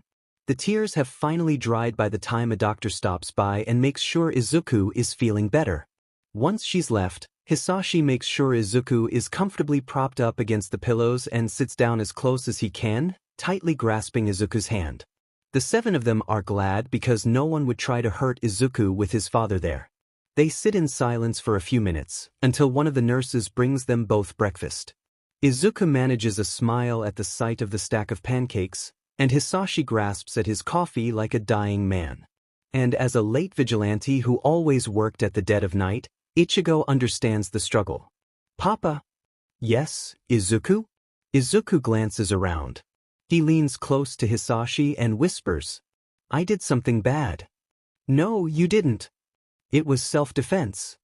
Well, whatever you did, you can tell me, Izuku. I promise I won't be mad. Izuku takes a deep breath and tightens his grip on Hisashi's shirt, trying to leech every last bit of comfort he can. I took someone's quirk. For just a second, Hisashi does not answer, and Izuku almost panics. But his old friend holds his son close and asks, Was this someone the person who took you? Izuku nods, and Papa presses a kiss to his head. Listen to me, Izuku, you did nothing wrong. When grown-ups do bad things and try to hurt you, it's alright to use your quirk. Did you use the quirk you took? I don't know. Because something very strange happened while we were looking for you. Suddenly, I was right next to you. And if you did it, I'm really proud of you. You were scared, but you still found a way to get help. Really? Really? No one is mad at you. The police will want to talk to you, but they'll just want to ask you a few questions. And if you tell them what you just said, they'll agree you did the right thing. Izuku manages a smile and giggles when his father ruffles his hair. Now, young man, there are a lot of people that will want to know you're all right. They notice something different for a few weeks. No, since the day Izuku got his mother's quirk. It was almost like they were being watched and that left them restless. There aren't many people who can do that to them. Only Hisashi came to mind, and just because the quirks all for one and one for all were so deeply interconnected through the shared DNA.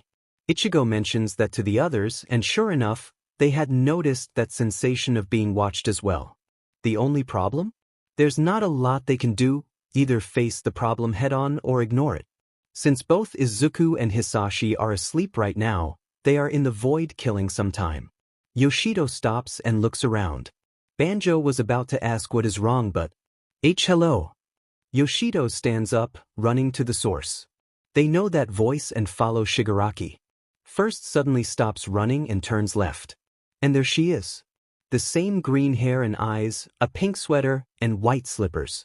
She looked at them, confusion clear in her eyes. Honestly, they all are. Who are all of you? There isn't a good answer to that, really there isn't. Still, Yoshi comes closer to his sister-in-law. Inko-san, please let me explain. Or at least try to. The woman looks at the man and gasps. You're Hisashi's brother. He showed me the photo of when you were children. His friend stops, a small smile rising in his face. He still has photos? Silence. And then, that's really sweet, but can we focus on the problem at hand? Daigoro Banjo, I swear to God. Learn to read the room, come on. Even Inko-san is staring. Odin, it's the mom look. They may be heroes, but no one should PSS off a mother. Ever. But luckily Nana introduces herself before things got out of hand, managing to take control of the situation. Following her example, the rest of them did the same. They also make sure that Daigoro apologizes for ruining the moment between the in-laws.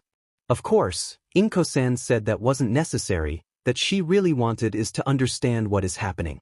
It's a very polite way to say, tell me WTF is going on or it's over for you beaches. So they try to explain from the very beginning, about all for one and one for all, how Yoshido's quirk really works and about all the battles that they fought against her husband, tell her about All Might. She began crying before they were finished. Yoshido continues to hug her. But how can I be here? Yoshi hugs her even closer. Maybe it's because you're Izuku's mother. This quirk works around the DNA after all. Inko-san sniffed. You think so? It's the only thing that makes sense. Izuku has your quirk now, maybe the same thing that happened with us is happening with you now. Really, that's the only thing that makes some sense. Midoriya-san wipes away her tears and asks about how her family is right now. Now that's something they are happy to talk about. It appears the warehouse burnt to the ground. And we've been unable to locate any of the villains involved.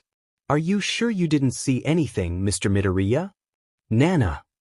Yes. Isn't that your kid's friend? Naomasa Tsukachi. Who just happens to be a human lie detector. Holy shit. Hashizu-kun. I'm sorry, Inko-san. It's never a good thing to lie to a police officer, but for some reason, Yoshido seems especially angry. They ask what's the matter.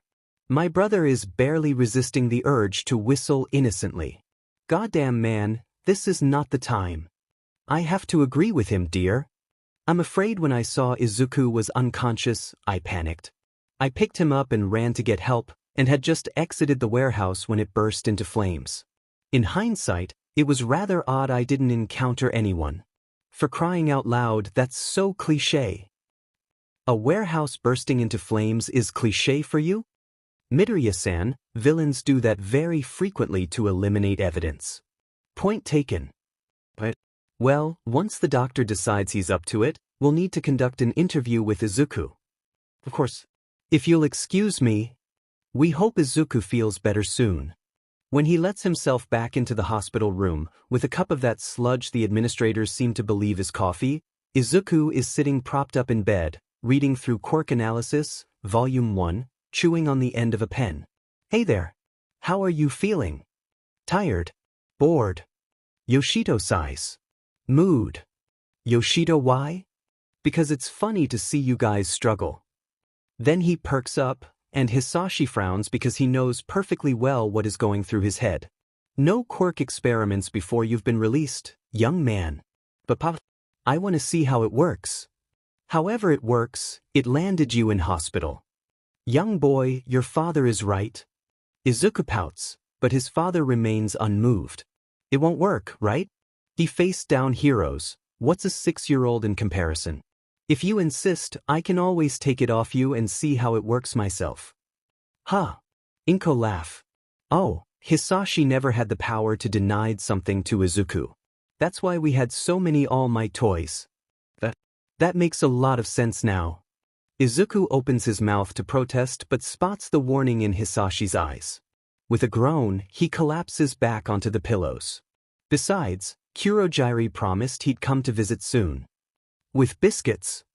I'm sure he's not coming empty-handed. Izuku nods. Bright eyes, and with another laugh, Hisashi picks up his son's notebook. Muffins? Oh, they were delicious. It is good to see you too. Hisashi asks how Gigantomachia was behaving at home, but Kurogiri smiles in his own special way and told to the bodyguard some clever little lie to distract him from the Midoriya's household. Remind me to buy you those pans you've had your eye on. Non-adherent. Oh, those are great. I don't know who invented that, but thank you. Those saved my life when I graduated high school. Of course, sir.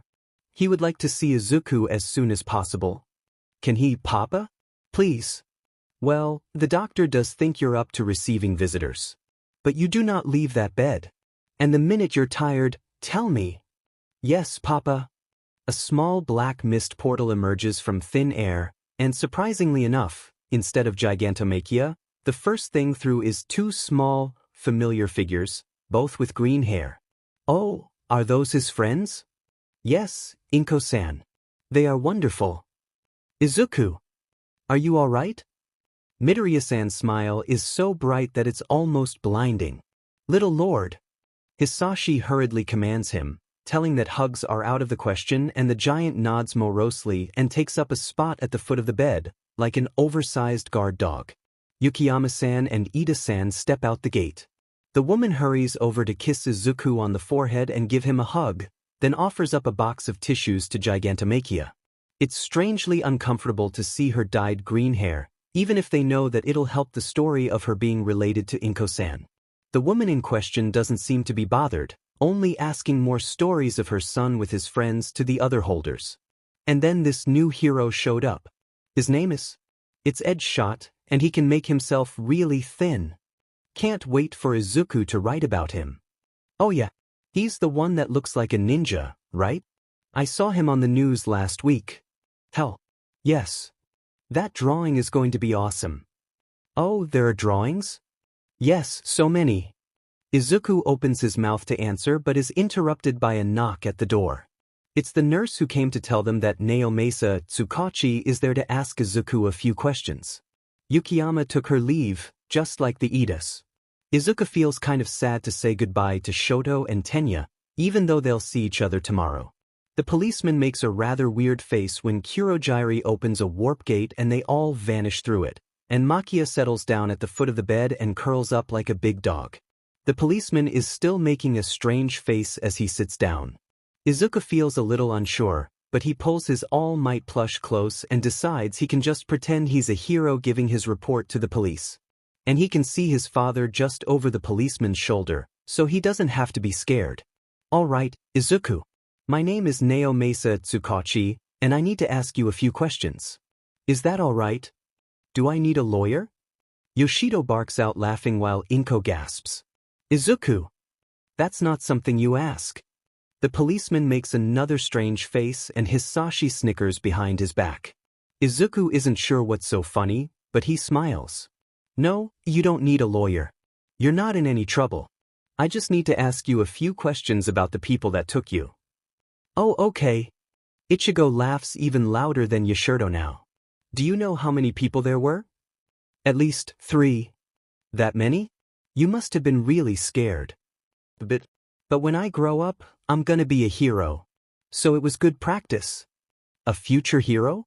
Well, then I look forward to working together. Dude, you'll be so old by then. Shirokuen, that's just rude.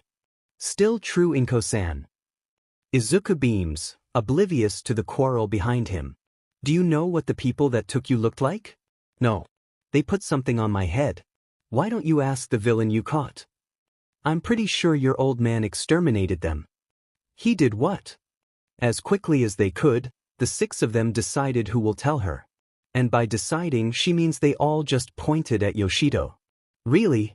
Your brother, your problems. We didn't catch anyone. When we arrived, there was no one there. Really? Not even the one I hurt. You hurt one of them? With my quirk. I know it's naughty, but I was scared and wanted to go home. And Papa just said it was all right. You're not in any trouble. I'm actually impressed. It sounds like you'll be a really good hero. You must have been very smart to think to use your quirk. That's attraction. Like his mother. He can attract small objects. The policeman frowns and pauses, but just as Izuku's starting to worry, he shakes his head and stands up. Sheet, he picked up something. Maybe not? My kid trusts this guy. He picked up something. Oh dear, I hope Hisashi doesn't do anything reckless. Well, that's all for now. I'll call if we need anything else. And, Izuku, you really were very brave. I have no doubt you'll be an incredible hero one day. Izuku smiles at that, and Hisashi sees the policeman at the door. Then once he's gone, he comes back and Izuku moves over to make space for the older man on the bed. Papa, tell me a story. Is that a bear? Too small. Maybe a rat. Too big. You are all high as a kite. It's obviously a capybara. Dear, he has a tail. Well, whoever he is, Hisashi is nervous for a effing reason. His name is Nedzu. I think he's the principal of UA. Silence. And then, he's in the notebook, isn't he? Yep. Page 54. Sheet. Good morning. Can I help you? Oh, I don't know. I was thinking perhaps we could help each other. But, well, such matters are best discussed over tea. He really sounds like a teacher. I don't like this. He's too polite. How's that bad? Yoshito-san, no one is that polite without a reason. Trust me, I have my experience from all the meetings on the neighborhood associations. Hisashi moves aside. He leaves the principal to clamber onto the couch and instead busies himself preparing a nice pot of tea in the kitchen. Thank you. So what brings you to my humble abode? He's freaking out. Clearly. Oh, I was recently contacted about a rather curious case. The police were interested in my opinion on your son's recent misadventure. And well, after reading over the report, I only had more questions. So I thought it would be best to come to the source. God, I really don't like this. None of us are liking this. I thought the matter was straightforward. Izuku was kidnapped. The abductors obviously wanted me to withdraw the money from the bank. Yes, but why was no one there when you arrived? Why would they leave their insurance, Izuku, lying around, and why would they not be there when you arrived? Why risk the 2 of you escaping as you did? There is always the possibility that they were distracted by someone, perhaps a hero, but then why would you not see anything? Why would a hero not report an incident? Not only polite but intelligent. Does your brother have an escape plan? Guys. Does he? He has 7 of those, but that's not the point. Maybe the kidnappers had a falling out between themselves? Or perhaps they were in conflict with some other villains, and a confrontation occurred. Yes, but still I keep coming back to why there would be no one there when you arrived. But then I realized, perhaps it wasn't the kidnappers that wanted you there. What? And then everything makes sense. Izuku is a young child. He is taken, kidnapped from school, presumably for ransom. Of course, he is afraid and wants to go home, but who would he want more than anything at that moment? Who would be able to make everything better, would make him feel safe? I'd wager, at that moment, Izuku does not want Ingenium, or All Might, or any other hero to come save him. Izuku wanted his father. Are you suggesting Izuku somehow, I don't know, stole a quirk, figured out how to use it, and summoned me from the middle of Tokyo? Exactly. That's it. They are leaving. He needs to burn the place to the ground. Dude, think about all the photos. If I know my husband, then he has at least 2 backups. And a backup of the backup. The toys then. Shiro, my dear, he can buy those again. How on earth would Izuku steal a quirk? I mean, do you think he has some sort of secondary quirk? I mean, I suppose it's possible, but… Midoriya, please. I know. Know what? I know Izuku has all for one. Yagi Tashinori, you had one job. Keep that sheet a secret. Nana. Don't, Nana, me young man. I'm older than you. Both of you hush. He has what? Could we please do away with this charade? I know Izuku, and you, have all for one. I know you are fully aware of who all for one is. And I know why you don't want to admit it. But all for one is dead. Wait, what? Everyone shut up. Doesn't matter. Whatever the capybara is thinking, milk it. It's all right, Midoriya. I went over all the files before coming here, and I can assure you, all for one is dead. He was killed over a decade ago by a hero named Nana Shimura. Izuku's abduction, as far as we can tell, is completely unrelated. Oh, thank goodness. I wondered why he hadn't contacted me in such a long time. Especially after Izuku was born. Well, now I'm curious. I'm sorry we couldn't inform you earlier. It never occurred to us that all for one might have a family. Please. The word family implies there might have been some affection there. He wanted some way to store quirks, and decided it would be easiest if there was someone else with all for one. Dear, please work on your sob story. So, that performance. I see. I am a teacher first, Midoriya. To hear someone had so little regard for any child, let alone their own. I am truly sorry. It was difficult at first. Hisashi sighs, and smiles as his eyes settle on a photo of Inko. The sight of her makes the man more determined to convince Nedzu. But when I became an adult, he left me alone for the most part. Probably didn't want me to be a target for heroes. When I met my wife, when Izuku was born, it felt like I could leave it all behind me. Could just be the father I never had. But then Izuku was kidnapped, and you made the logical assumption it was all for one. Yes. But I couldn't do anything, couldn't tell anyone. I thought he'd taken Izuku and I'd never. It's all right. I personally checked all the reports. All for one was confirmed dead, his remains identified and buried. There might still be former followers of his out there, but if there are, you probably know them better than me. Not really. I was kept well away from all his shady dealings. The only one I know is Gigantomachia, and he is loyal only to me and Izuku. Nedzu nods, and they sit in silence for a few seconds. Then the hero shifts uncomfortably. I hesitate to bring it up, but have you considered that perhaps it's best all for one ends? Yoshido made a sour expression to the implication, and now that Inko-san knew the real history in between the brothers, she is worried too. I did. But what if Izuku one day has children of his own? What if he realizes I took his quirk? He's all I have. I can't lose him. And isn't that the honest truth? You have a point. But still, I suggest you limit the number of people that know about all for one. I do not think you or your son should be punished for someone else's actions, but not everyone will be so understanding. Of course, so far, you are the only person outside our family that knows.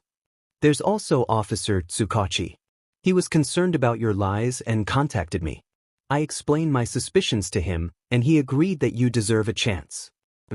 I felt it would be good to have someone on your side in the police force. I knew it. Nana. I suppose it's for the best. However, I'd like to be informed before you tell anyone else about our family secret. Of course.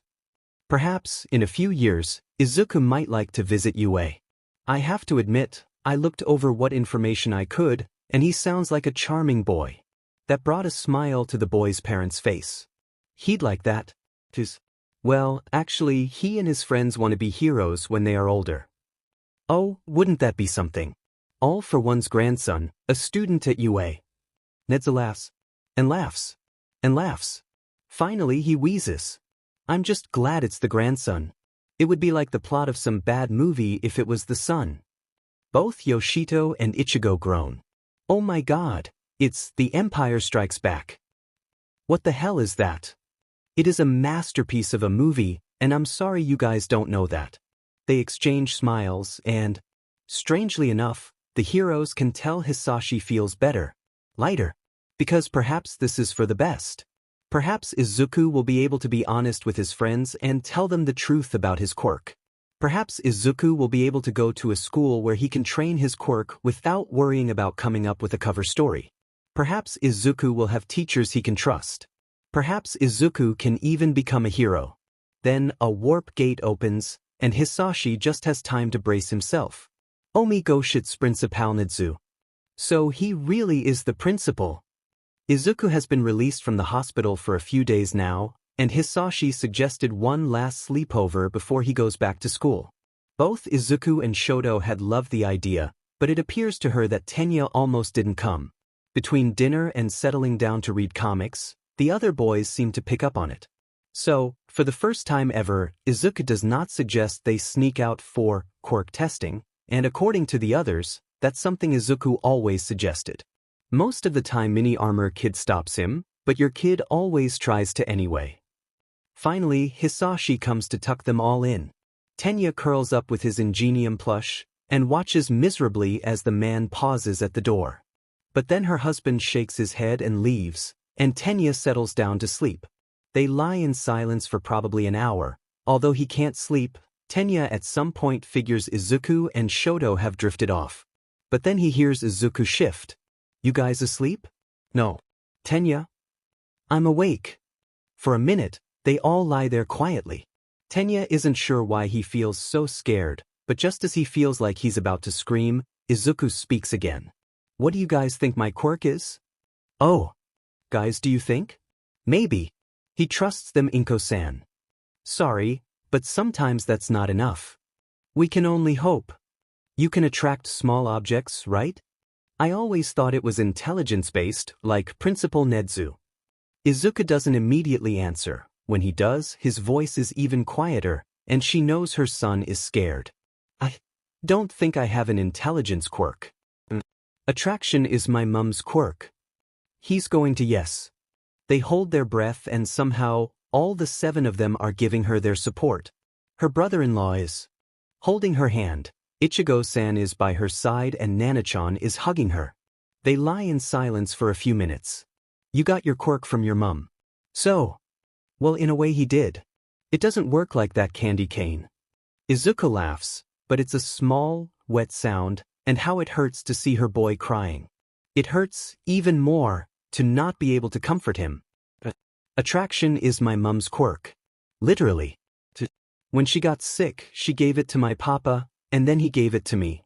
They are holding hands now, hoping for the best, hoping that they won't judge or become scared of her boy. Your mum could give her quirk to someone? The kids are struggling but obviously trying to understand. That's good, right? Not quite. My papa can take quirks. So mum asked him to take her quirk and give it to me. Only I'm like papa, I can take and give quirks too. Tenya doesn't say anything immediately, but she can tell that the mere idea of someone able to take quirks at will.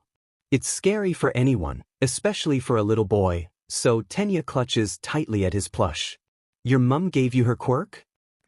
That's awesome. Yeah. She must have loved you a lot. Oh, young Yukiyama, I do. So much. Her brother-in-law is hugging her now. Like she wanted to always be with you. It's really nice. Thanks. They can finally relax now. The young boys understood, they accept him. And they didn't judge. Oh, that means so much to her. They are so kind. They all hug her again. Tenya is having a nightmare, she can tell. Tenya? Tenya. Tenya. Tenya jolts awake, breathing and scans the room.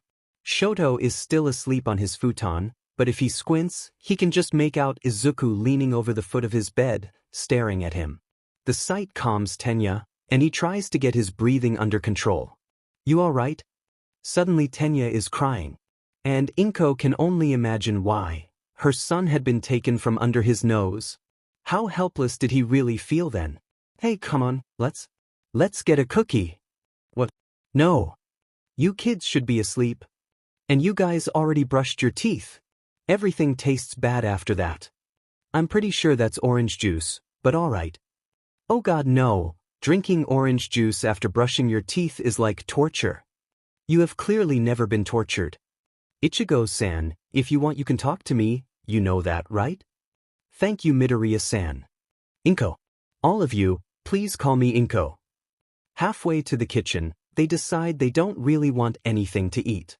It's past 1 in the morning and everyone else is asleep, but they end up hiding behind one of the couches in the living room, Tenya clutching his Ingenium plush and Izuku attracting his All Might figurine from one hand to the other. Did you have a nightmare? It's all right. I've been having them too late. They sit in silence for a few minutes. Tenya? Are you mad at me? What? You should be mad at me. Tenya, what are you talking about? Why? 'Cause they took you. 'Cause I was right there and they took you. And I didn't do anything. Oh, you poor thing. You did something. You're also like 6 years old. It's not like you could chase that van. Banjo-san. Izuku hugs his friend and waits until Tenya's calmed down a bit. And then, in a quiet, firm voice, he points out. We're 6. Thank you, son. What? We're 6. You did do something, didn't you? You got a teacher. And she called the police. Yes. Yes, but... 6. I know, but... They are smiling at the scene. 6. I should. Nana is snickering, just like Banjo and Shiro. 666.